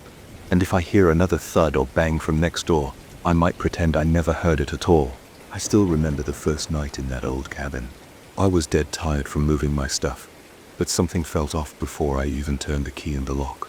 The air around the place felt heavier, like standing inside a humid basement. I tried to brush it off because I had no other option. The rental was cheap, and I needed a temporary place to stay while working on a project in the area. I wasn't looking for comfort. I just needed 4 walls and a roof. But from the very start, that cabin felt wrong. I arrived just before sunset on a Thursday. The landlord wasn't around. He'd left a note on the table inside saying I could call him if anything came up. The place was old and smelled like damp wood. The walls were thin, and the windows had flimsy latches. There was a main room that doubled as a kitchen and living area, and a short hallway leading to a small bedroom and a tiny bathroom. There wasn't much furniture, just a small table, 2 chairs, and a narrow bed in the bedroom. The floor creaked with every step, and dust floated around whenever I moved. At first I was annoyed by the lack of comfort. The kitchen sink leaked slightly, and the lighting was weak. I only had one overhead light in the main room and a single bulb in the bedroom. The water pressure in the shower was low, and the heater rattled whenever it kicked on. Everything looked old but functional. I figured I could handle it for a few weeks. I spent the rest of that evening putting my boxes in corners so I'd have space to move around. I was planning to unpack only the essentials, some clothes, my laptop, and basic toiletries. Outside I heard crickets and frogs. There was a thick line of trees behind the cabin, and a gravel driveway in front leading to a narrow road. No neighbors were visible from the cabin. The sky was moonless, and the darkness outside felt absolute. I couldn't see any lights nearby, which made me a bit uneasy, but I told myself I was being paranoid. I went to bed around 11. It was quiet inside, except for the occasional drip from the sink. I lay there thinking about the new job I'd be starting in the morning, hoping I'd get some sleep. At some point I drifted off, but I snapped awake later to a faint trembling under the floor. It felt like a vibration passing through the boards. It wasn't violent, it was subtle, but it was there. I propped myself up on my elbows and held my breath. For a moment I thought it might be a small earthquake, but it didn't escalate or fade in a way I would expect from something like that. It felt more like a big truck passing by, except there was no engine noise, and the vibration continued for about half a minute. Once it stopped, I waited in silence. My heart was pounding, and my skin felt clammy. I stayed still for a while, listening. I heard a soft creaking from the hallway, but I couldn't see anything in the darkness. I tried to convince myself it was just the cabin settling. Eventually I fell back asleep, telling myself it was no big deal. The next morning I had to leave early. I took a quick shower and noticed the water smelled a bit metallic. I made some instant coffee and stood by the window looking out at the backyard. There was a thick patch of tall grass and a few old tree stumps scattered around. The smell of wet earth filled the air, even though it hadn't rained in days. I left for work and didn't think much more about it. When I got back that evening, everything looked calm. The sun was setting, and I felt more comfortable now that I'd spent a night there. I heated a can of soup on the stove and ate in silence. I called a friend to chat just to distract myself. Around midnight, I went to bed again, expecting to sleep without issues. But right before 1 in the morning, the same faint trembling returned. It lasted about 30 seconds, just like before. I sat up, my heart pounding, and listened. Nothing else seemed to move, and the cabin wasn't making any other noises, so I eventually lay back down. My mind was racing, but I forced myself to stay calm. That pattern repeated every night. The trembling would always happen at the same time, around 1 in the morning. By the 4th night, I started to feel anxious as soon as it got dark. My chest felt tight and my pulse would speed up. I felt cold sweat sometimes, especially when I thought about that strange vibration. I tried to ignore it by reading or watching something on my laptop, but it kept creeping into my mind. The next weekend, I invited a few friends to come over. I figured having company would help me relax. They arrived on Saturday afternoon. They brought some beer and snacks. We set up some folding chairs in the main room. At first they joked about the cabin, calling it rustic and cozy. But after a few hours I noticed them getting uncomfortable. One friend said she felt lightheaded. Another said his head was throbbing. A third friend, who normally never complained, said his stomach felt like it was churning. I opened the windows to get some fresh air, but that odd, damp earth smell persisted. It clung to the walls, and the breeze outside didn't carry it away. Then, without warning, one of the windows slid shut on its own. It wasn't windy, there was just a soft breeze. The latch wasn't locked, so maybe it was misaligned. But it happened a second time, and it looked too deliberate. My friends went quiet. One of them tried to open it again, but it slammed shut like someone had pulled it from the outside. I felt my chest tighten. Nobody laughed or made jokes at that point. They just stared at me and at each other. Later, 2 of them stepped outside for some fresh air because they felt nauseous. One said he needed to sit in his car for a minute. The other person followed him. The rest of us stayed inside. But I noticed an odd pressure in my ears, like when you drive up a mountain. It made me feel dizzy. I kept swallowing, trying to pop my ears, but it didn't help. My skin felt clammy, and my hands started to shake. The overhead light flickered once, then went back to normal. Everyone looked on edge. We decided to move the little gathering outside, hoping to feel better. We dragged a couple of chairs to the front porch, but we still sensed something off around the cabin. The air smelled stale. We didn't stay much longer. My friends left before nightfall because they said they couldn't handle the headache and nausea. I said goodbye and watched them drive off. I remember feeling alone and exposed. The cabin seemed even smaller after they left. That night, I tried to stay up until after 1 in the morning just to observe the vibration. I sat on the couch, in the main room, phone in hand, checking the time. At 1 a.m. I felt the floor tremble. I stood up and walked into the hallway, listening. It felt like something big was passing right under the floorboards, but there was no sound of movement outside. The vibration stopped, and for a moment I thought I heard a muffled thump, like a door closing in another part of the cabin. But the place had only a few rooms, and I was sure no one else was there. I broke into a sweat and realized my breathing was shallow. My heart hammered in my chest, and my hands felt numb. I told myself I was imagining things, but my legs wouldn't stop shaking. I backed up slowly, moving toward the front door, then the overhead light flickered again. I had trouble swallowing. My throat felt dry. The light stopped flickering, and everything went silent. The air felt stuffy, like no oxygen was circulating. After a few minutes, I forced myself to go back to bed, but I couldn't sleep until early morning. Over the next week, the same events repeated. The trembling at 1 in the morning never failed. Sometimes the windows opened by themselves. The smell of wet soil lingered everywhere. It was in the bedroom, the hallway, even inside the closet. One day I tried to pinpoint the source of the smell, thinking maybe there was a leak or some rotting wood, but I found no obvious signs. The wood on the walls seemed damp in some spots, yet there was no water stain or mold.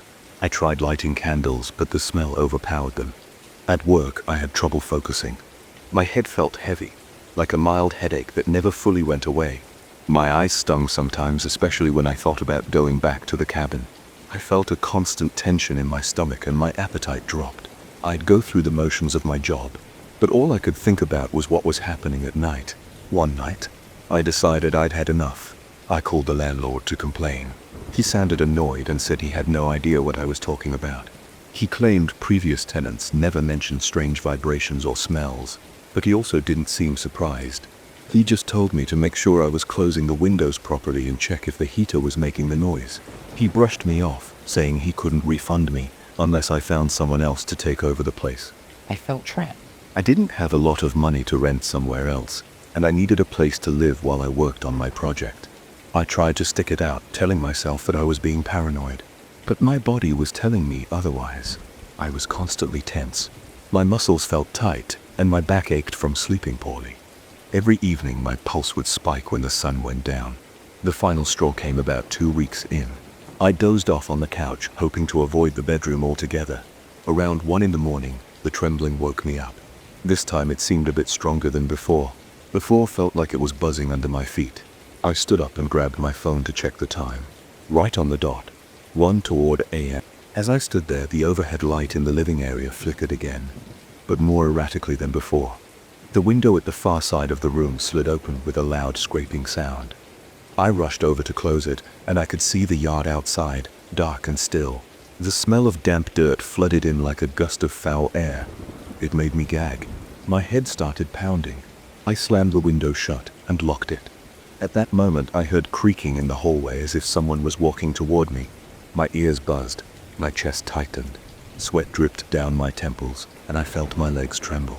I forced myself to walk to the bedroom to grab my keys and wallet.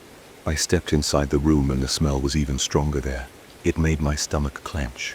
My eyes watered. I switched on the bedroom light, and the bulb flickered. I couldn't see anything moving, but I felt like someone was standing in the corner watching me. My scalp tingled, and I had to remind myself to breathe. I yanked my wallet off the nightstand and reached for my keys on top of a small dresser. I stumbled back into the living area. I didn't bother packing my clothes or electronics. I just wanted to get out. As I reached the front door, the shaking stopped. Everything went quiet again. The sudden silence felt oppressive. The single overhead light still flickered, and I kept glancing around, expecting to see something in the shadows. My chest felt tight, and my mouth tasted like metal. I swung the door open and stepped outside. The air was cool, and my heart was racing so hard it hurt. The nausea hit me in waves. My legs felt weak, as if I might collapse. I turned around to lock the door but paused. Something in the dark interior made my skin crawl like there were eyes on me. I still locked the door out of instinct, then hurried to my car. Sitting in the driver's seat, I noticed my hands were shaking so much that I struggled to put the key in the ignition. After a few tries, I started the engine. My headlights lit up the front of the cabin. The windows were all closed now, and the place looked empty. I could still smell the damp earth, even inside my car. I gripped the steering wheel, trying to calm down. Then I backed out and sped away. I drove to a cheap motel about half an hour down the road. I checked in for the night, still feeling dizzy. My clothes were damp with sweat, and I had a splitting headache. That night, I barely slept. The next morning, I returned to the cabin just to grab my remaining stuff. I went in quickly, keeping the doors wide open. I packed whatever I could into my car. The smell was as strong as ever, and the floor creaked under my feet. I felt like something was right behind me the whole time, waiting for me to linger. My chest was tight and my breath came in gasps. I didn't look around too much. I just grabbed my bags and left. I locked up and drove off without a word. When I was pulling out of the driveway, I glanced in the rearview mirror. For a split second, it seemed like the front window's curtain moved, like someone was peeking through it. My eyes watered and my throat felt dry. Part of me wanted to accelerate and not look back. Another part of me felt relief. I sensed that whatever was there was either sad or satisfied that I was leaving. But I didn't stop. I kept my eyes on the road and never returned. I lost my deposit, but I didn't care. I found a different place to stay, far from that cabin. I still have nightmares sometimes. In those dreams, the floor starts trembling at exactly 1 a.m, and I smell that damp earth. I wake up sweating, my stomach clenched tight. I never figured out what caused it. I don't plan on investigating. I'm just glad I'm done with that place, and I hope nobody else has to stay there alone at night, feeling that silent force under the floorboards. I never expected a rental house to shake me up. I saw a listing for a stone cottage on a mountainside, and thought it looked perfect. I wanted fresh air, a quiet spot, and something different from the usual apartments I'd lived in. On the day I first stepped inside, I felt the cold under my feet and noticed how the light hit the exposed beams in the ceiling. Everything looked sturdy, with thick walls and large stones stacked together. I signed the contract fast, carried my boxes in the following week, and felt good about the place at first. I remember the first night I slept there. I had a single lamp in the living room, and a small fire going in the old fireplace. The fire snapped and popped, and I could feel the warmth, but only in that room. The hallway leading to the bedrooms felt like a different climate zone. I put my hand on the stone wall and felt it draw the heat away. I figured it was just the way older houses worked. I shrugged it off, slept soundly, and got up the next day to finish unpacking. The first couple of weeks passed quietly. There was always a chill in some rooms, even when the fireplace roared for hours. I discovered the best way to keep warm was to stay close to the main room or bring a space heater with me when I worked on my laptop. Still, I felt something odd in the evenings, a slight feeling that I wasn't alone in the house. I told myself it was just the wind or my imagination. The floors sometimes creaked, and the old pipes groaned when I turned on the tap. I told myself it was normal in a house this old. But one morning, I woke up and walked to the kitchen. The moment my feet hit the tile in the hallway, I saw a set of wet footprints. It had rained a little a few days before, but I remembered that morning's forecast said no recent rain. I lived alone and hadn't had visitors over in several days. Yet there they were, damp footprints that trailed from the front door, across the living room, and ended at the entrance to a guest bedroom. I looked around for any sign of a leak or a spill, but the footprints were shaped like bare feet. I didn't like that. My body reacted right away. My arms tingled with goosebumps, and the back of my neck grew stiff. I stood there trying to figure out how water could have gotten inside. Then I checked my own feet. They were dry. I took a few photos with my phone, wiped up the prints, and went on with my day, not sure what to think. The next few nights I felt uneasy. My ears tuned into every small noise. The walls made faint popping sounds as the temperature dropped at night. My second bedroom, where I stored some boxes, stayed cold no matter what I did. I put a small heater there and let it run for hours, but the stone floors stayed cold to the touch. I kept the door closed most of the time. I didn't want to deal with the chill or the clutter. One late evening, I was watching a show on my laptop when I heard a scuffling noise from the hallway. I paused the video and listened. It was soft, almost like a shuffle of feet. I walked over with the laptop still in my hand, but I saw no one. The house felt like it was holding its breath. I tried to laugh it off, telling myself old houses make weird sounds, but I couldn't ignore the sense that something was just out of sight. A few days later, I woke up and found another set of wet footprints. This time they led from the front door, across the living room, then down the hallway, stopping at the same unoccupied bedroom. That made my pulse spike. I opened the front door, looked outside, and the ground was dry. No rain for at least 2 days. I checked my windows and doors, everything was locked. I walked inside, following each wet track. They looked just like the last ones. I put my hand on the footprints. They felt cold. I stood there waiting, looking around for any movement. My stomach felt twisted, and my arms felt numb. That level of confusion got to me. I had no idea how to explain it. After a while, I cleaned them up again. But the strange part was that the footprints stopped in front of the same wall inside that bedroom, the one facing the hallway. I tapped the wall, expecting it to sound solid, and it did. Sort of. But when I pressed my ear against it, I heard a faint clicking noise, like someone softly tapping stone with their nails. It was too soft to pinpoint. I felt my scalp tighten, and I jerked back. There was no rational explanation that popped into my head. I left the room, closed the door, and tried to push it out of my mind. I told a friend, Victor, about it. He didn't make fun of me, which was surprising. He wanted to see for himself, so I invited him over one afternoon. We had coffee in the living room. He said the house looked impressive, but he mentioned the chill in the hallway right away. I saw him rub his arms and glance at the closed door. I asked him if he felt anything weird. He admitted that something in the air felt heavy, like the atmosphere was thicker near that particular bedroom. I walked him over to the door, opened it, and showed him the wall. We both stood there, listening. Nothing. No noises, but we didn't linger. He said something felt off, and I agreed. Over the next week, I began to find damp footprints more frequently. Sometimes they appeared in the early morning. Other times I saw them in the middle of the day. I started keeping track, writing down dates and times. No pattern stood out except that they always ended at that wall. I wondered if maybe there was a busted pipe somewhere, causing some condensation. But that wouldn't explain the shape of footprints or the path from the front door. I tried touching the walls in different rooms to see if I felt moisture. Everything felt dry except for that one section in the guest bedroom, which always felt a bit colder. One night, I decided to sit in the living room without the TV on, lights low, and wait. It was around midnight, and the wind was calm outside. I could hear the crackle of the fire, the hum of the fridge in the kitchen, and my own breathing. After about an hour, I heard a faint squishing sound, like wet feet on stone. My heart pounded in my chest. I got up slowly and moved toward the hallway, staying quiet. The squishing sound moved away from me, heading to that bedroom. I felt sweat on my forehead and my hands shook. I reached for the light switch, flicked it on, and looked down.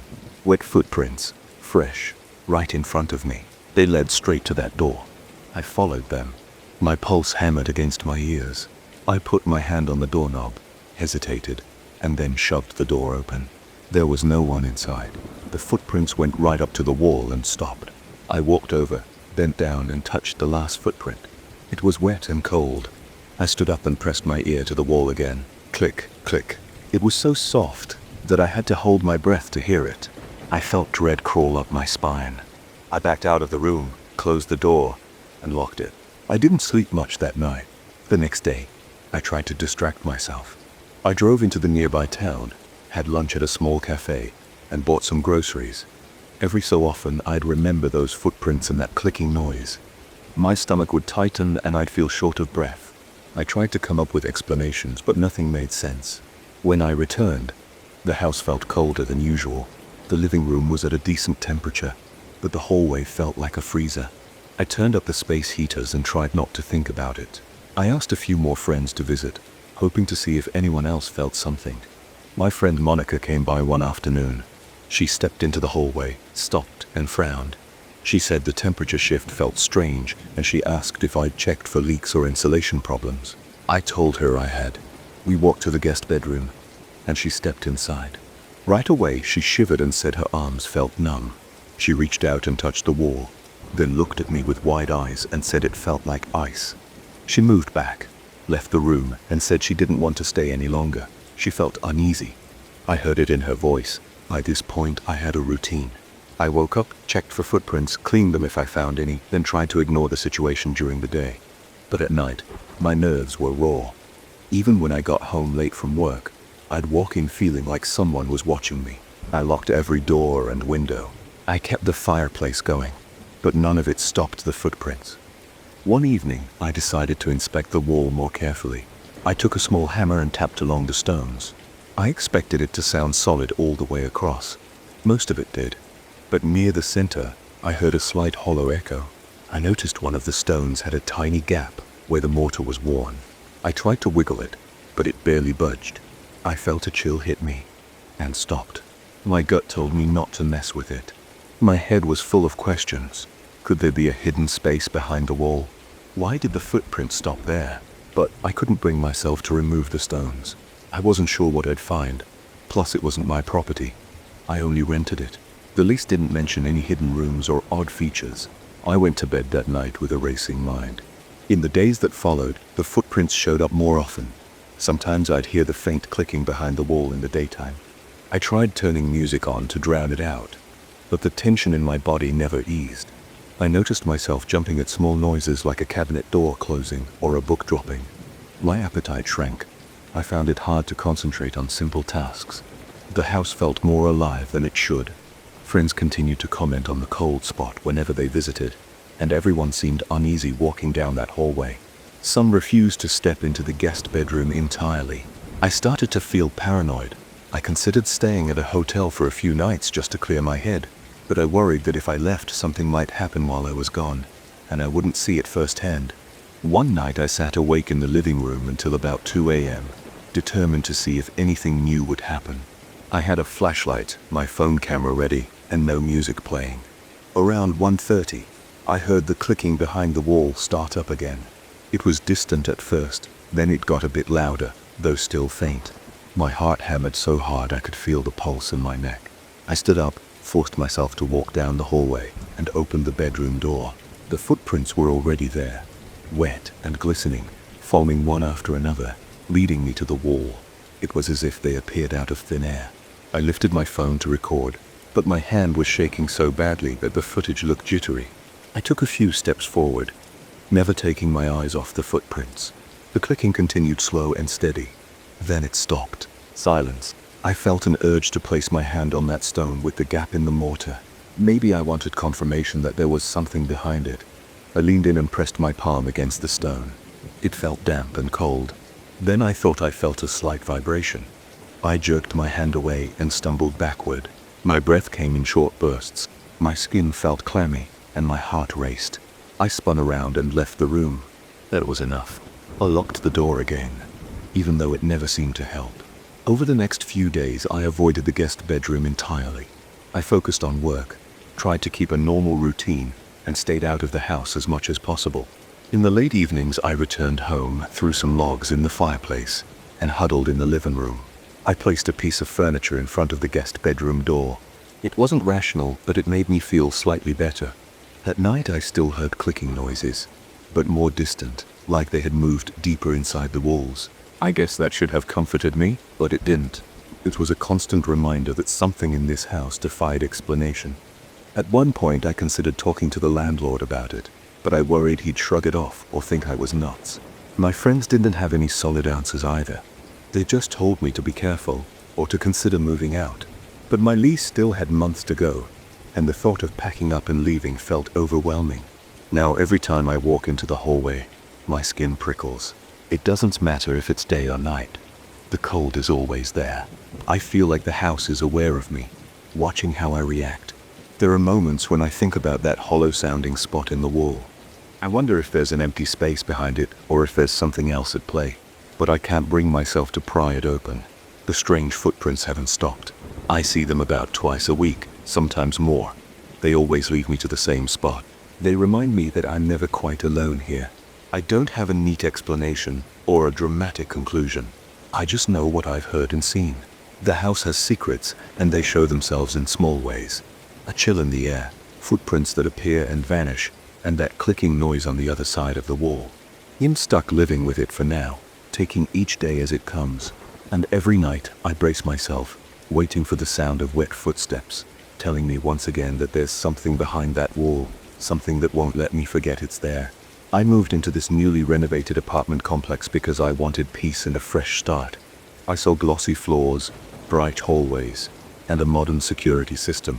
I figured it would be smooth. But right now I'm sitting on my couch with every light turned on, wishing I had stayed in my old place. My name is Martin. I'm in my early 30s. I work a regular desk job in the city, and I usually get home around 7 in the evening.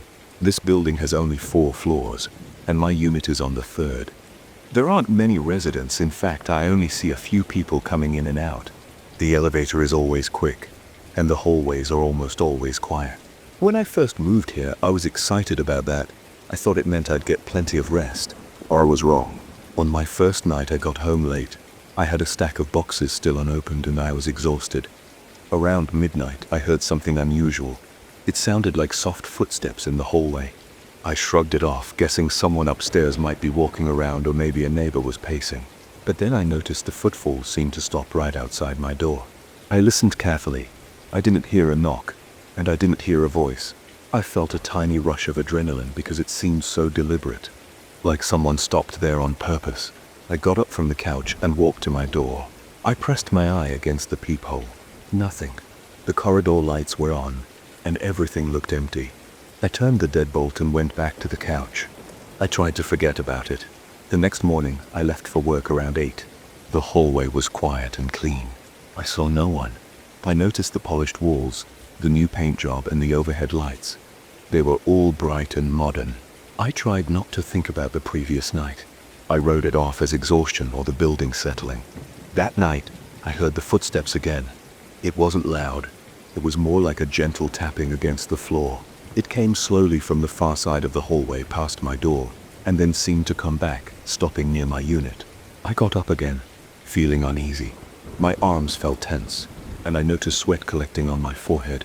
I waited near the door for a few seconds, not sure if I should open it. Finally, I peeked through the peephole again. There was nobody there. I checked the time on my phone. It was almost 1 a.m. I turned around and leaned against the door, feeling a slight tremble in my legs. I tried to calm down. Over the next few days, I became more alert. I tried to catch whoever was in the hallway. Maybe it was a prank or a neighbor who had insomnia, but each time I checked, I found nothing. When I tried to bring it up with a neighbor in the elevator, an older man from the 2nd floor looked at me with confusion. He said he hadn't heard anything at night. I tried to chat with another neighbor, a woman who lives across the hall. She also said she never heard strange sounds. She seemed genuine, and she even looked a bit concerned for me. I thanked her and acted like it wasn't a big deal, but it stuck in my mind. Why was I the only one hearing this? One evening, I decided to walk the hallway myself. I left my apartment door open and stepped outside. The corridor was quiet. The air felt still. My footsteps echoed, but I heard nothing else. I walked from one end to the other. I checked the emergency staircase. It was empty. I checked the elevator area. It was clean and silent. The only sound was the faint buzz from the overhead lights. After a few minutes, I went back inside and locked my door. My thoughts were racing, but I tried to push them aside. A few nights later, I came home and found my door slightly open. I remember stopping in front of it, feeling my heart skip a beat. I always lock my door with the key. I never leave it open. I reached for the doorknob and pressed it gently. It moved without resistance, and the door swung inward. My hallway light was off. I was sure I had turned it on before leaving in the morning because I hate coming back to a dark apartment. I stood there for a moment, debating whether to call the front desk or go in. I eventually gathered my nerve and stepped inside. I flicked the light switch. Nothing happened. The bulb had burned out, or it was disconnected. That was strange, because the fixture was brand new. I felt a chill against my arms like a cold draft in the apartment. This unit usually stays warm, especially in the spring, so that caught me off guard. I walked into the living room and noticed that a window was open a crack, even though I never opened that particular window. It faces a side street, and I usually keep it sealed to avoid traffic noise. I locked it and turned on the overhead light. This one worked. I scanned the room. My furniture looked untouched, but a couple of decorative items on a shelf seemed slightly out of place. My coffee mug was still on the kitchen counter where I left it. Nothing looked stolen. Still, I felt unsettled. My legs felt weak and my mouth was dry. I checked my bedroom. Everything was in order, except the closet door was half open. I never leave it that way. I stood there, staring at the closet. My pulse was loud in my ears. I stepped forward and opened the closet fully. expecting to see something or someone. It was empty, just my clothes and some boxes. I remember letting out a shaky breath. I closed the closet door and told myself I must have forgotten to lock the door that morning, but deep down I doubted that. Later, I replaced the bulb in the hallway. Then I made myself some dinner. I tried to relax, but I kept replaying the moment I found the door ajar. That night I had trouble sleeping. My body felt tense, and every small noise in the building made me jump. Around 2 a.m., I heard a faint whispering sound. It was hard to pinpoint the direction, but it was low and distant. It sounded like 2 or 3 voices, almost like a conversation happening in another room. I got out of bed, pressed my ear against the wall, and listened. My neighbor's unit should be on the other side, but I never hear them at night. There was no sign of a TV or music. This was different. It lasted maybe a minute, then stopped. I stood there, my heart pounding. The next morning I decided to talk to the building manager. His office is on the ground floor in a small room near the lobby. I told him I was concerned about security and that I found my door open. He flipped through a logbook and said no one else had complained about break-ins or suspicious behavior. Then he showed me a screen with a few camera feeds. One camera faced the lobby entrance, another faced the parking area. Another pointed at the elevator doors on each floor, but the hallways themselves weren't covered. He apologized, saying that the building was still installing more cameras. He advised me to double-check my locks and let him know if anything else happened. He seemed polite, but he also looked a bit annoyed, like he'd heard his share of weird complaints. I left feeling unsatisfied. I went to work and tried to focus, but I kept thinking about the building. Everything looked state-of-the-art, but something about it felt off. The nights were the worst part, with those footsteps and that cold presence. I considered looking for a new place, but I'd already spent a lot of money moving in. I decided to give it more time. That evening, I arrived home around my usual time. I stood in front of my door, took a breath, and unlocked it. This time it was fully shut, and the lights worked. I made dinner, watched a show on my laptop, and tried to unwind. Around 11 p.m., I turned off the living room lights and went to bed. A few hours later, I stirred awake, feeling like something had woken me up. I lay still, listening. At first, I heard nothing. Then I caught a soft scraping sound near my front door. It reminded me of someone brushing against the metal, or lightly scratching it. My stomach clenched. I slid out of bed, grabbed my phone, and tiptoed toward the living room. The sound continued for a few seconds, then stopped abruptly. I stood still, my bare feet on the cool floor, my heart beating fast. I stepped closer to the front door. My hand hovered over the doorknob. I wanted to fling it open and catch whoever was there, but I was also afraid. I pictured opening the door and finding nobody, just the empty corridor again. I pressed my ear to the door. Total silence. Finally, I turned the deadbolt. I opened the door a few inches and peeked into the hallway. The overhead light was on, illuminating the beige walls and the other doors. No one stood there. I stepped out, feeling a cool current of air on my skin. The hallway felt colder than usual. My breath caught in my throat. I looked left and right. Both ends were empty. I closed my door, locked it again, and stepped back inside. My hands were shaking. I had trouble sleeping for the rest of the night. A couple of days later, I decided to talk with another neighbor. I ran into a middle-aged guy who lives on the 4th floor. He wore a t-shirt and jeans, looked a bit tired but friendly enough. I asked him if he ever noticed anything strange at night, like noises in the hallway. He tilted his head, thinking for a moment, then said he mostly works nights and doesn't hear much. He asked if everything was all right. I felt a bit embarrassed, but told him I was just being cautious. He said he'd keep an ear out and let me know if he noticed anything. He didn't seem to think much of it. I started checking my door obsessively every time I left or came back. I would wiggle the doorknob, slide the chain lock, and even try pulling on it to see if it gave way. It always felt solid, but that didn't stop the strange feelings at night. The whispers would come and go. Sometimes they sounded like they were in the living room. Other times they seemed to be in the corridor. Whenever I checked, I found nothing. One night I tried a different tactic. I sat quietly in my living room, lights off, phone in hand, hoping to record the sound. Around midnight, I heard faint footsteps in the hallway. My heart started racing. I stood up carefully, not wanting to make noise. I walked towards the door. The footsteps stopped. I pressed record on my phone and placed it against the door.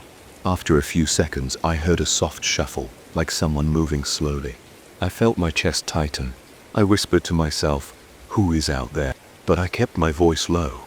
My phone picked up only my words and a bit of static. I decided to open the door a crack and hold my phone up to capture anything. I did that, but as soon as I opened the door, the hallway was still. I could feel my hands trembling. I stood there for maybe a minute, phone extended. I didn't catch any new noise.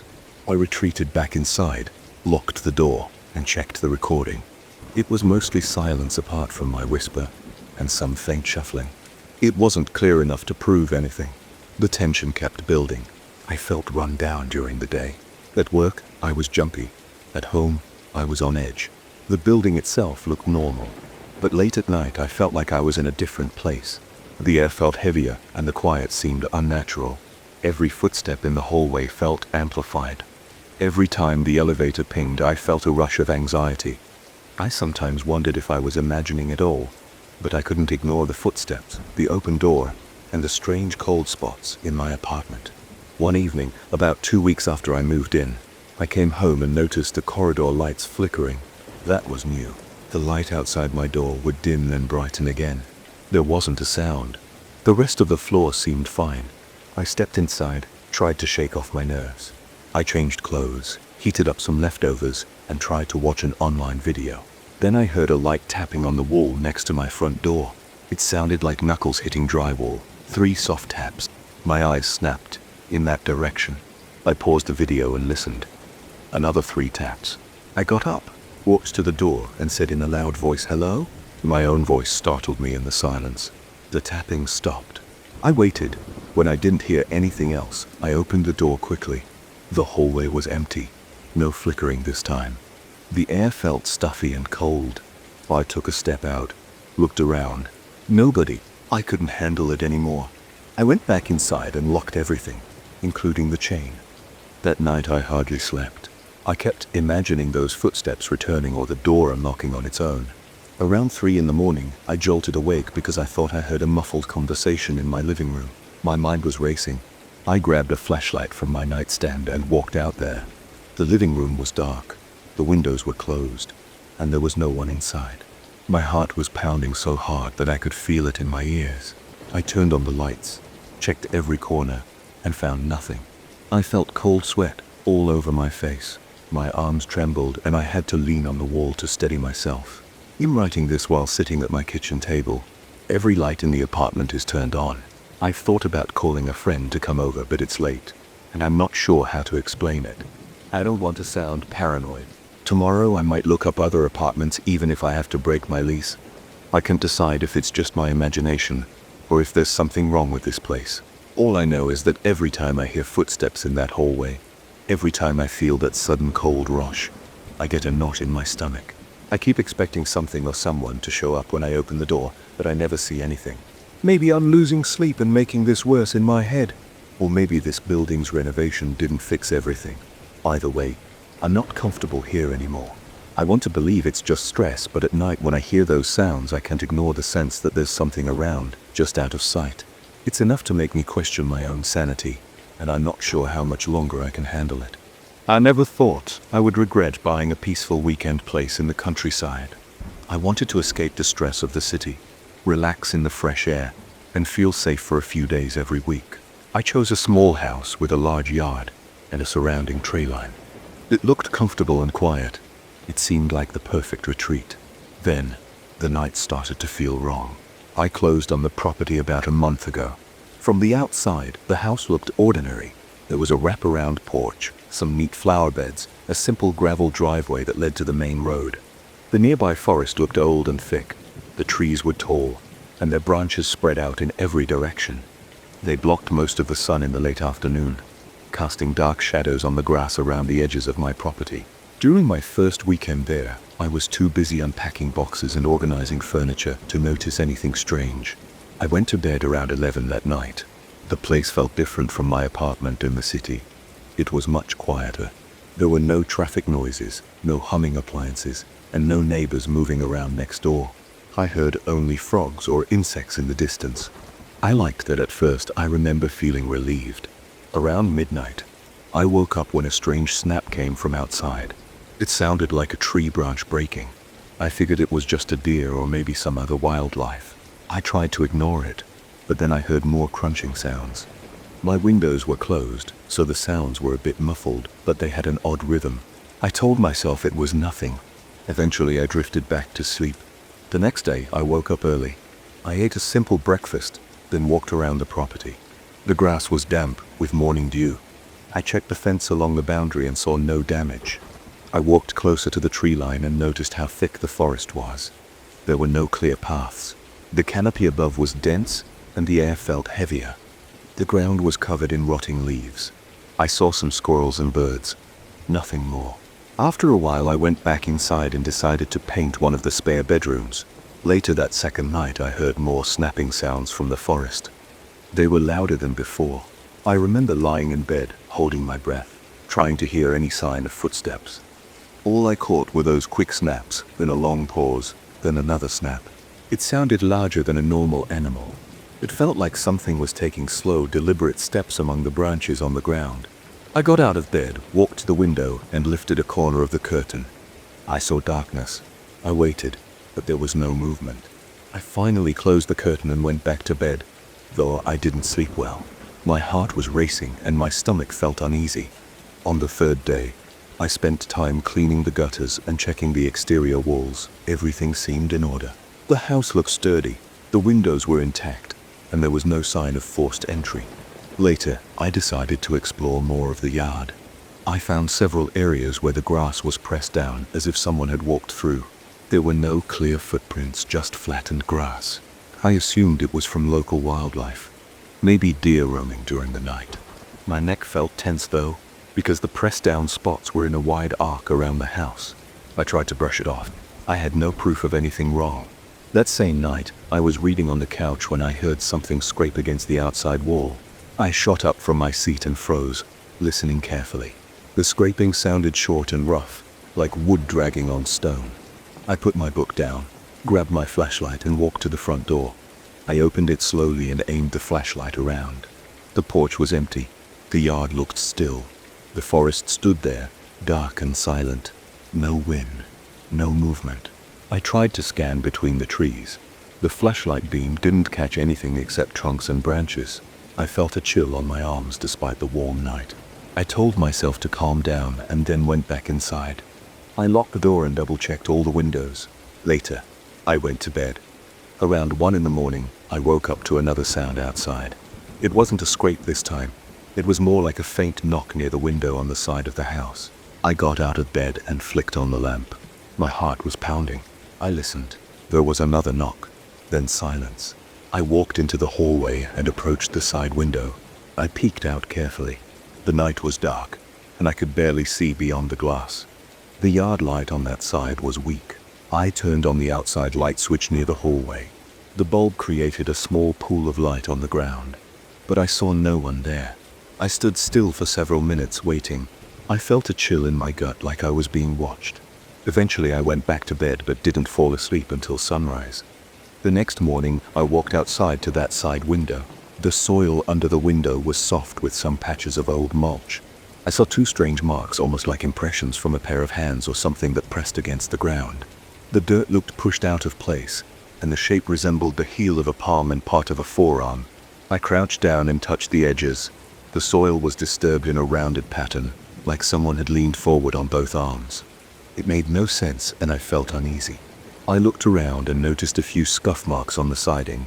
They were faint, but the paint was scratched. It almost looked like nails had dragged across the surface. Nothing else seemed damaged, so I took a photo of the marks on my phone and decided to keep track if anything else happened. I kept myself busy that day. I mowed the lawn, reorganized some shelves, and tried not to think about the odd marks. When dusk approached, I felt that rising tension in my chest again. I locked the doors early, checked each window latch, pulled the curtains closed, and tried to watch TV and distract myself. Around 10 at night, I turned off the lights and walked into the bedroom. I kept a flashlight and a small crowbar by the bed. I felt silly, but also felt more comfortable having something in reach. The night was quiet for a few hours. At around 2 in the morning, I woke up to a loud crack from the yard. It sounded like a heavy branch snapping. I sat up, grabbed my flashlight, and slipped out of bed, still in my t-shirt and sweatpants. My heart was pounding, and my forehead was damp with sweat. I walked to the living room and quietly opened the front door. The porch light was on, casting a pale glow on the steps. The rest of the yard was dark. The flashlight beam showed the grass and the edge of the forest. I saw no movement, but heard a faint rustling among the leaves near the trees. There was no breeze. The rustling stopped, and everything went silent again. I stood there for a long time, shining the flashlight back and forth across the tree line. My pulse was so loud in my ears that I barely heard anything else. Finally, I thought I noticed a shape between two thick trunks. It was just a vague silhouette. It was taller than an average person. I couldn't see details but stayed quiet, aiming the flashlight. The shape didn't move. I felt a tightening in my stomach. My hands trembled a little. I tried to steady the flashlight, but my beam only lit up the bark of the trees and some undergrowth. The shape appeared darker than everything else around it. Then I blinked, and it seemed to shift a bit to one side, out of the flashlight's path. I kept staring, but then it was gone. I didn't see it leave. It just wasn't there anymore. I backed up into the house, locked the door, and went to the window to see if I could spot anything from inside. I stayed up the rest of that night, sitting in a chair with the flashlight ready. Nothing else happened. At dawn, I tried to make sense of it. I felt uneasy. I thought about calling the local sheriff, but I had no real evidence besides some marks in the dirt and what I thought I saw in the trees. I also felt hesitant to explain that I saw a silhouette. The local authorities might just think it was a trespasser, or some trick of the light. That day I tried to figure out a logical reason for everything. Maybe there was a large animal like a bear. Although I had never heard about bears in that region. Maybe it was a tall drifter or hunter. My mind kept flipping through explanations, but none seemed right. I walked out to the forest line and took a closer look at the spot where I thought I saw the figure. The ground there was covered in old leaves, twigs, and pine needles. I didn't see footprints, but I saw spots where leaves were crushed, and a few broken twigs. The branches overhead were thick, and very little sunlight came through. The area felt colder than the open yard, and my hands felt clammy. I didn't linger there long. By the time evening came, I was tense again. I cooked a simple dinner and ate while standing by the kitchen window, watching for something to appear at any moment. My shoulders were stiff, and I kept glancing at the clock. Time felt slow. When darkness fell, I locked everything again. I checked the same side window with the strange marks. No new marks had appeared. That gave me some relief. I decided to stay up and keep watch. I sat in the living room with the TV muted. The curtains were open just enough for me to see the yard under the porch light. The clock ticked loudly. Hours went by. My eyes started to burn from staring. Around 1 in the morning, I saw movement at the edge of the forest. I leaned forward in my chair. My pulse sped up. The shape returned and was near the largest tree trunk. I could see its outline because it blocked part of the faint light from the porch. I reached for my flashlight but stopped myself from flicking it on. I wanted to see if it would move closer or stay put. The shape stood still, upright, not crouched, and seemed to watch the house. I felt a chill on my arms and back. My breathing went shallow. I waited for a few minutes. The shape didn't come forward, just remained in that spot, motionless. Finally, I decided to try the flashlight from inside. I aimed it through the window, but the glare on the glass made it hard to see. I got up, my heart pounding, and crept to the front door. I opened it a crack, keeping the chain on. I pointed the flashlight toward the forest. When I aimed at that spot, I didn't see it anymore. I felt a wave of fear. I slammed the door shut and locked it. I turned off all the inside lights and stood by the window, peeking out from the side of the curtain. The shape did not return to that spot, or if it did, I couldn't see it. I felt exhausted. My head ached from lack of sleep.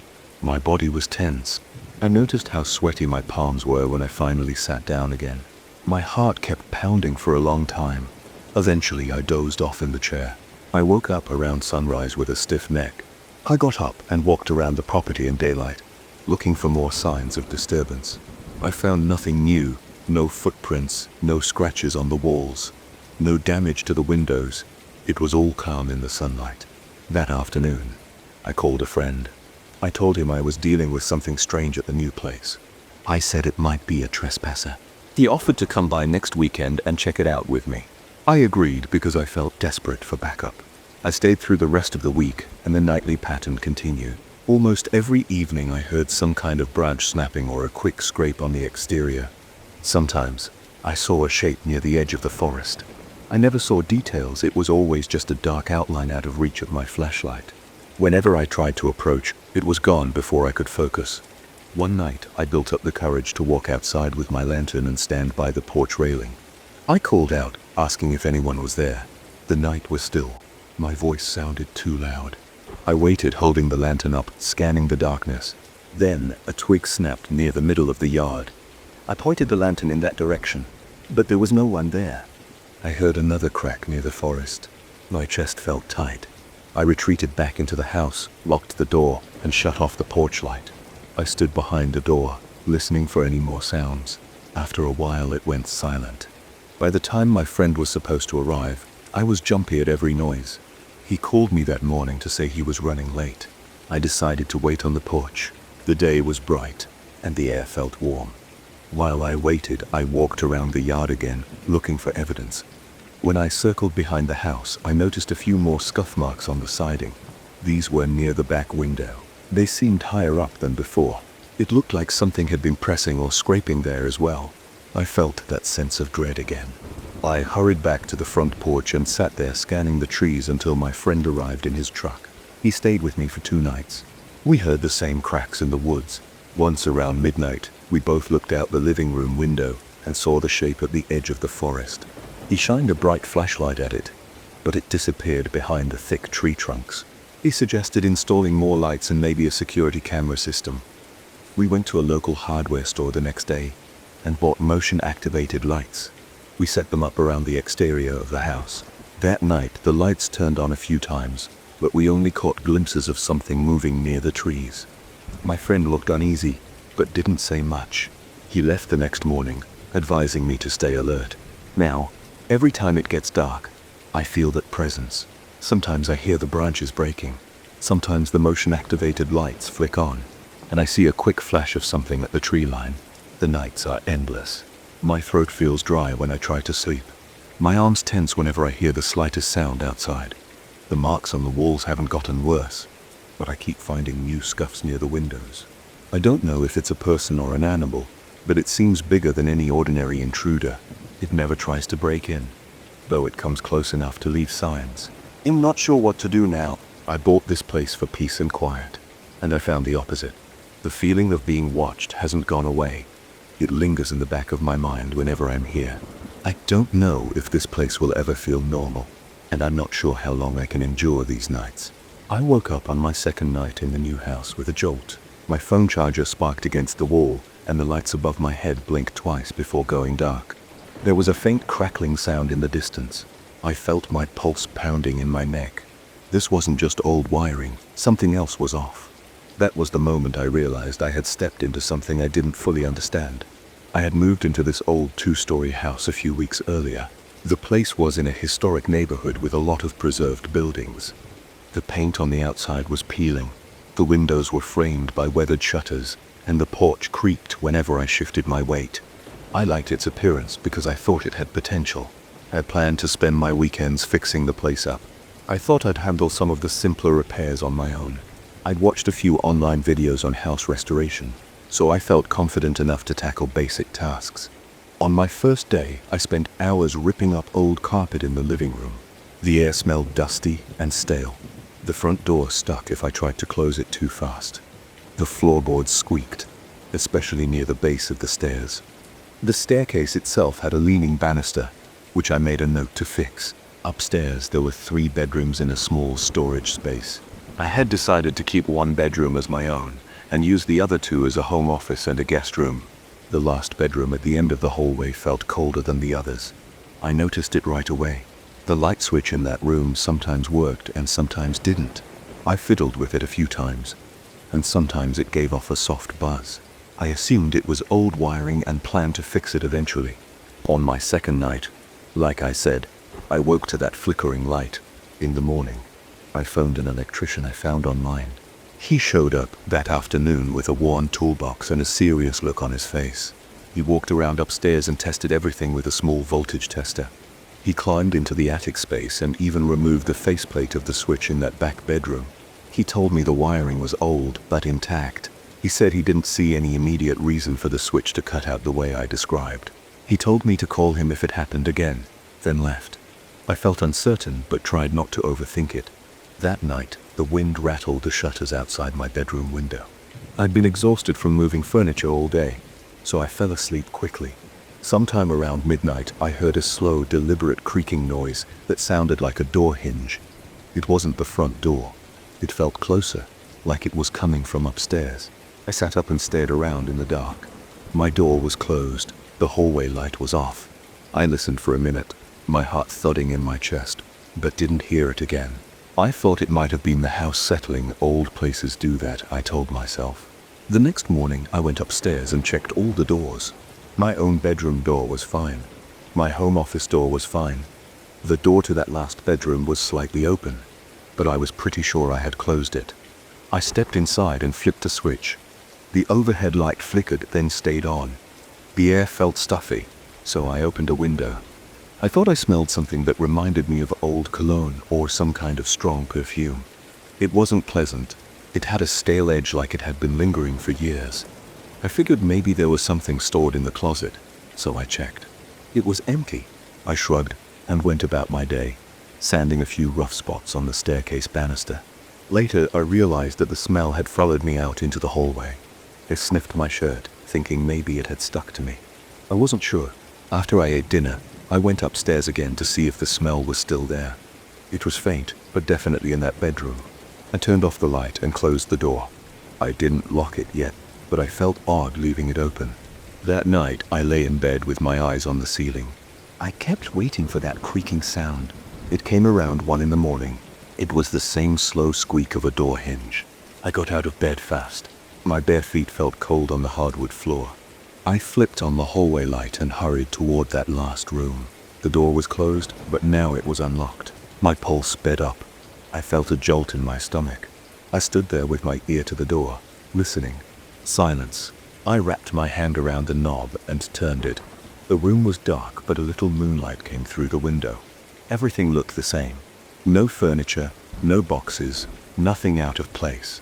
But the smell was back, stronger than before. I couldn't place it exactly, but it reminded me of old grooming products or a musk that had been left in a closet too long. The hair on my arm stood up. I just closed the door again. In the morning, I decided to keep that door locked. I didn't have any real reason beyond my own nerves, but I had a key for each interior door in the house. I inserted the small key into the lock and turned it until I heard a click. I tested it a few times. It was solid. Then, I went on with my day. I replaced a few light fixtures in the hallway, hoping new wiring might help. I made sure the circuit breaker in the basement was intact. Everything looked fine. I told myself I was being paranoid. That night, I walked up the stairs slowly, testing each step for squeaks. I had my phone's flashlight on. When I reached that bedroom door, I checked the lock. It was still engaged. I exhaled and felt a bit better. My own bedroom was a mess of half-unpacked boxes, so I worked on it for a while, folding clothes and organizing things. Around midnight, I finally lay down. My legs were tired. My eyes felt heavy. I tried to focus on the hum of the old fan in the corner. I must have dozed off because I woke again to a soft squeaking sound. I froze. It sounded exactly like that same door, but was sharper this time. Like the hinges had moved under pressure. I sat up, swung my legs off the bed, and grabbed my phone. The hallway was dark again. I felt a wave of apprehension push through me. My breathing went shallow, and my chest felt tight. I made my way to that door. It was closed, but I reached for the knob. It turned easily in my hand. The lock was disengaged. I opened the door, shining my phone's flashlight into the room. It was empty. I flicked the switch. The overhead light came on with a weak glow, then cut out. I stood there in the dark. My heart pounded. I called the electrician again the next day. This time, he brought a colleague. They went through the wiring once more, checked the breaker box, replaced the light switch in that room, and tested the circuits. Everything worked when they left. They told me I might be overloading the breaker with all my equipment, but I wasn't running much at night. I tried to explain the squeaking door, but they shrugged. One of them suggested maybe the latch was loose. I replaced the latch myself that afternoon. I also added new WD-40 to the hinges, hoping that would fix the noise. I locked the door again when I finished. For a while, nothing happened. I started to relax. During the day, I focused on repainting some of the walls. I tested different shades of off-white. I replaced an old light fixture in the kitchen. I fixed the front door so it wouldn't stick. By the fourth day, I felt confident that the weird noises might have stopped. I was alone in the house, but I felt fine. Then, on the fifth night, I woke again. The power was out in that same part of the upstairs. My bedside lamp still worked, but the hallway was dark. I got up, walked to the breaker box in the basement, and saw that everything was normal. No tripped switch. I felt sweat on my forehead even though the basement was cool. I went back upstairs with a sense of dread. When I reached that hallway, I noticed a faint smell. It was that old perfume odor drifting through the air. It made my stomach tighten. I walked up to the door, tested the knob. It was unlocked. I stepped back and took a deep breath. The locked door was unlocked again, and I had no explanation for it. I turned the knob slowly, my hand shaking. The door creaked when I pushed it inward. The window was open about a foot, letting in a breeze. I knew I had closed it earlier. My arms felt tense. I hurried over to the window, slammed it shut, and locked it. I left the room quickly. I decided to sleep on the couch downstairs that night. I turned on every light in the living room, but around 2 in the morning I heard the faint squeak again. It came from above me. I sat up, my heart racing, and stared at the ceiling. I could almost imagine the door opening and closing. Then it went quiet. I didn't sleep again. The next morning I bought a digital camera and set it up facing that door from the hallway. I hit record before bedtime. I wanted some kind of proof. That night, I heard the door squeak around 3 in the morning. I felt a surge of adrenaline in my arms and legs. I stayed in my bedroom listening. My chest felt tight. I waited. When morning came, I rushed out to check the camera. The video was there at around 3:05 a.m. and the door opened a few inches, stayed that way for a few seconds, then closed again. No one was visible in the shot. I couldn't see a hand or any movement in the gap. The door just opened and closed. My stomach lurched when I watched it. I felt a flush of heat in my face. I locked that door again, pacing back and forth in the hallway, trying to calm down. At that point, I started feeling like an intruder in my own house. My thoughts were racing. I wondered if someone had a spare key, or if there was a hidden passage. I checked the closet, the walls, the attic space. Nothing. No sign of a hidden door or anything else. I decided to barricade that room. I pushed a heavy dresser from the hallway into the doorway. I left it there so no one could get in or out. That night I was so tense I could barely sit still. I kept looking at the stairs from my living room couch, waiting for a sound. At around midnight the power in the hallway died again. My palms started sweating. Then I heard a soft scraping sound against wood. It was a gentle push, like someone trying to open the door but finding the dresser blocking the way. I stood at the base of the stairs, my teeth clenched. The sound stopped after a few seconds. I didn't sleep at all. In the morning I found the dresser had moved about an inch. I had marked its position on the floor with a piece of tape just to be sure. I felt a pounding in my head. I didn't want to believe it was possible, but I was out of rational explanations. I put the dresser back in its place, taped the floor again, and left for work. All day, I couldn't focus on anything else. I knew I had to do something, but I wasn't sure what. I came home that evening and went straight upstairs. I decided to open the room and just leave it unlocked. I removed the dresser, opened the door wide, and propped it against the wall. The room looked the same as always, empty. The overhead light was off. The smell was faint but still there. The window was closed. The air inside felt a few degrees colder than the rest of the house. I said out loud, "I don't want any trouble. I just want to live here." My voice felt shaky in my throat. That night, I tried to sleep in my own bed. Around 1 a.m., I heard footsteps overhead like the sound of shoes on creaky floorboards. I bolted upright, my heart pounding. The footsteps moved from one side of the room to the other, and then stopped. I swallowed hard. The next morning I found the door half open again.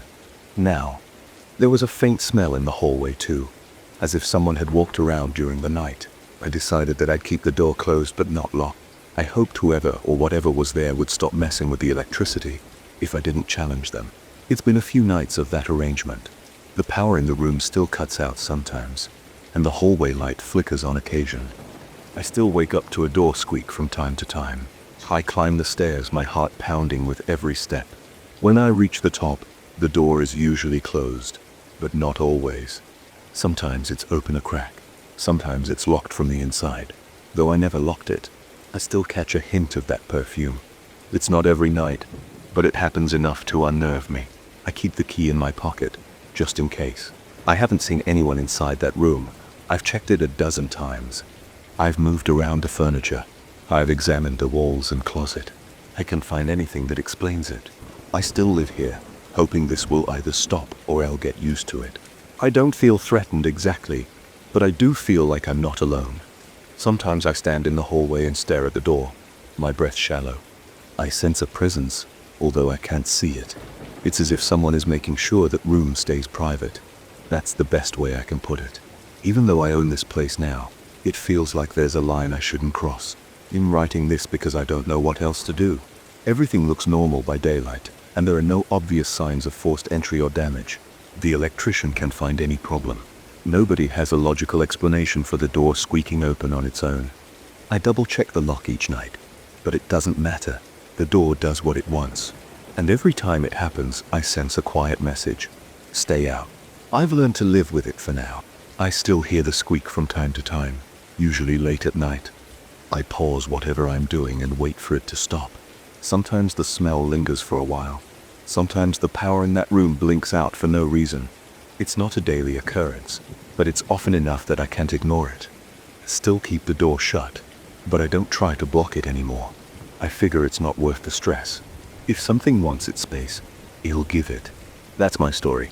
I moved into an old house in a historic neighborhood, thinking I'd enjoy the atmosphere and the renovation projects. Instead, I'm sharing the place with something I can't explain.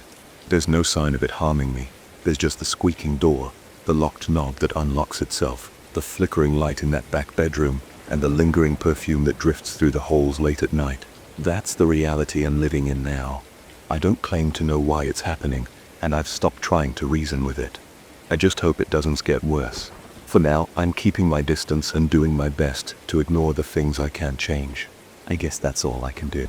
I moved into the studio 2 weeks ago because it was close to my office. The rent wasn't cheap, but the location felt perfect.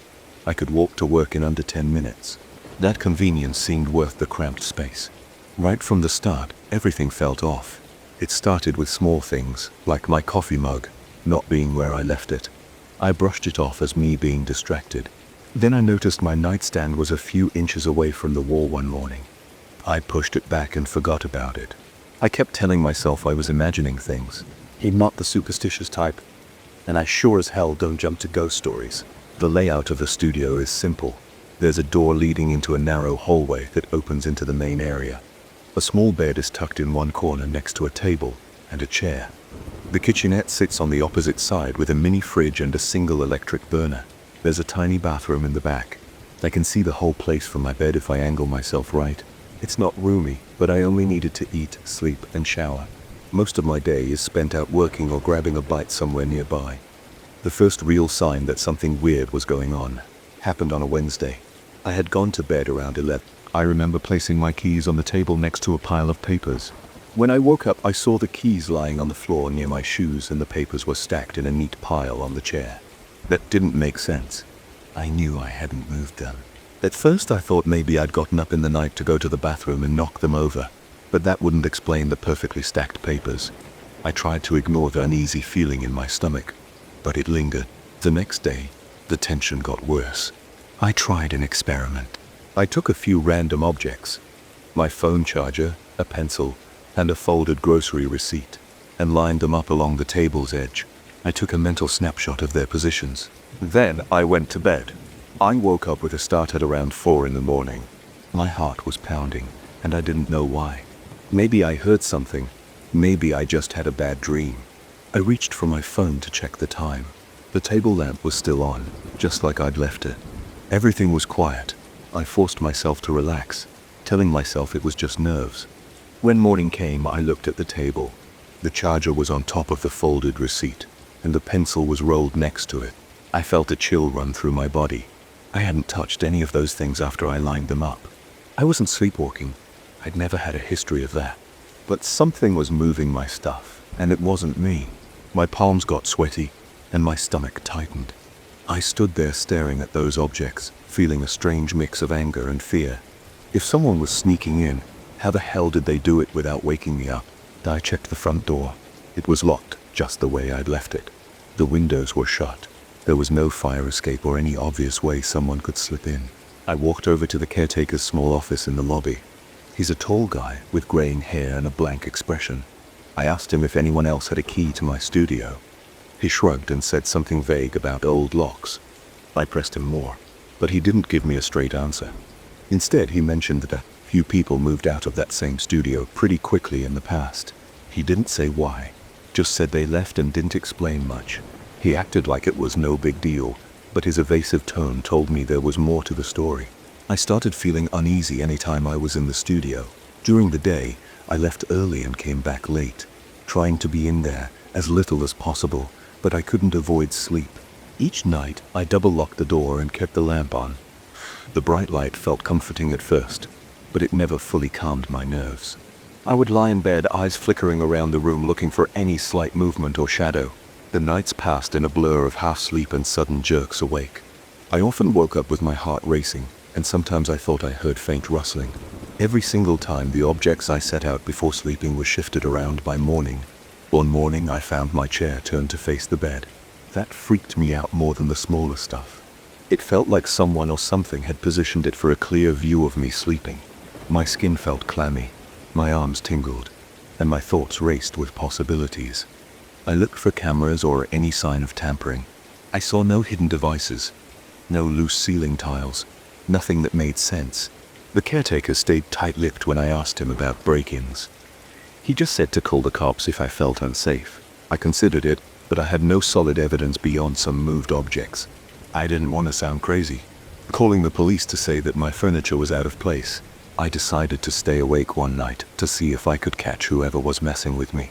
I brewed a pot of strong coffee and propped myself up in bed with my laptop, watching a movie on low volume, with my eyes darting around the room. My plan was to stay alert until sunrise.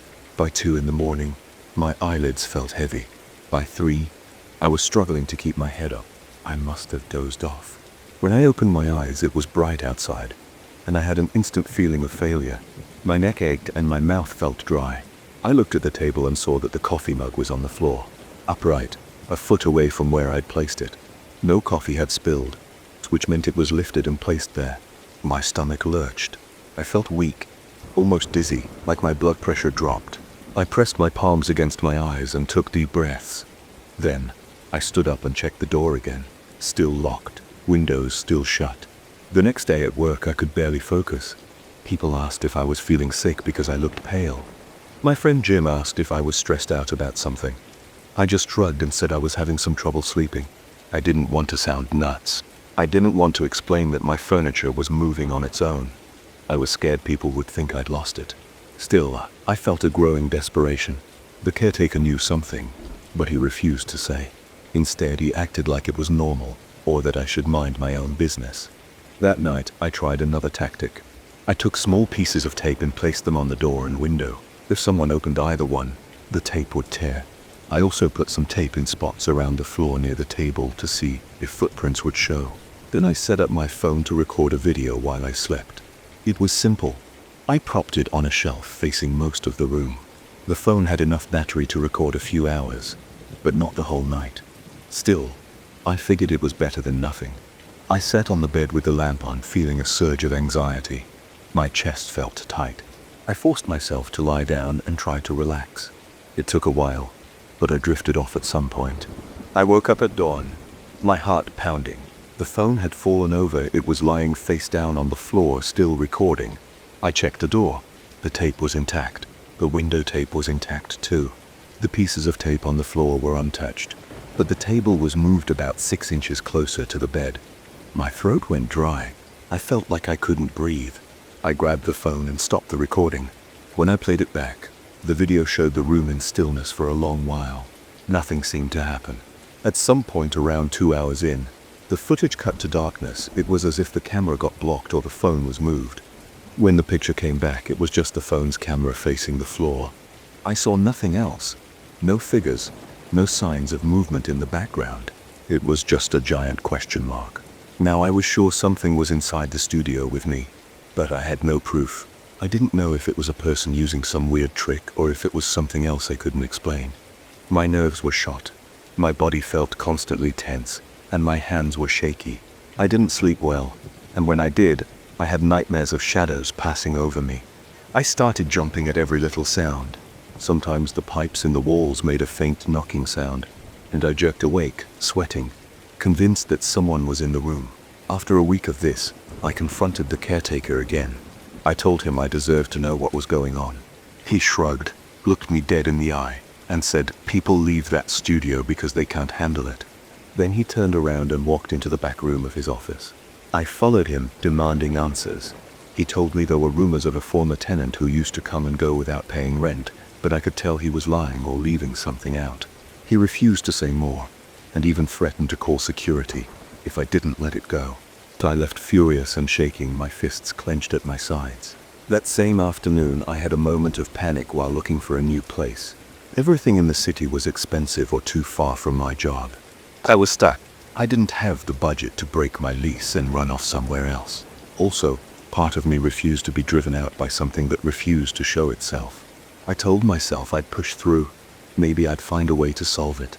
I decided to spend more time in the studio during the day, thinking maybe I'd see something unusual in daylight. I sat on my bed with the TV off, listening for any subtle movement. Hours passed. Traffic sounds came through the window. Sometimes I heard neighbors walking in the hallway. I watched dust motes in the sunlight. My eyes got heavy. Nothing unusual happened. It was always the nights that brought chaos. When the sun went down, I felt the tension build again. My muscles got stiff. My eyes darted around the room. I felt cold spots near the table, and sometimes near the bathroom door. A faint draft maybe, but it gave me goosebumps. One night I tried putting a chair against the door. I figured if someone tried to get in, they'd have to knock it over. I also placed a few empty cans next to the windowsill, hoping it'd rattle if someone pushed it open. Around midnight, I heard a scraping sound. I jumped out of bed, my heart hammering in my chest. The cans were still in place. The door was still blocked, but the table lamp was now on the floor, upright and shining at an odd angle across the room. I hadn't heard it move, I hadn't seen anything. I could feel my pulse throbbing in my neck. I stood there scanning every corner. There was no one there. I picked up the lamp and put it back on the table, half expecting it to slide away from me. It stayed put. My breathing was short and shallow. I moved around the studio, flipping over pillows, checking cabinets. Nothing. My body felt shaky and weak. My vision blurred with stress. I wanted to scream or break something. Instead, I just stood in the middle of the room, too afraid to turn off the light, too tired to make sense of anything. The next morning, I decided I'd had enough. I marched down to the caretaker and told him I wanted out of my lease. He gave me a flat, uninterested look and said I'd need to pay 2 months' rent as a penalty plus forfeit my deposit. That was too much for me. I couldn't afford it. I felt trapped. At work, I tried not to snap at people. My co-workers noticed my mood. My boss asked if everything was okay. I said I was fine. I didn't want to admit how terrified I was of my own apartment. At that point, every night was the same routine. I locked the door, turned on the lamp, set my objects in a certain arrangement, and crawled into bed. My body would tense up, anticipating something. My mind would race. I'd listen for clicks or squeaks. Eventually, I'd pass out from exhaustion. Every morning, I'd find something moved. A chair slightly rotated, a mug on the couch, a stack of papers neatly arranged in a corner. I don't know how it keeps happening, and I don't know who or what is doing it. All I know is that I'm stuck here at least until I can save enough to move. The caretaker won't help me, and the other tenants don't seem to want to talk about it. I've tried everything I can think of, from staying up all night to setting traps. None of it works. I'm still alone here with whatever is sharing my studio. I'm exhausted and on edge. I sleep with the lights on, but it doesn't make a difference. The studio feels wrong, like it doesn't belong to me. Every morning I wake up and check for changes. I don't even get surprised anymore. My hands shake a little. and I force myself to pick up whatever's out of place and put it back. I can see a logical explanation for any of this, and I'm too afraid to talk about it in detail with anyone. So, I just keep living here, going through the motions, work, home, lock the door, wake up, find something moved. It's a nightmare that refuses to end, and that's where I stand now. Stuck, tired, waiting. I tell myself I'll find a way out, but I don't know when. For the time being, I'm just here, surrounded by furniture that never stays in the same spot. Every day is another reminder that I'm not alone in this room, and I have no idea how to stop it. So, I'm just here, trying to find a way out, but I don't know what to do.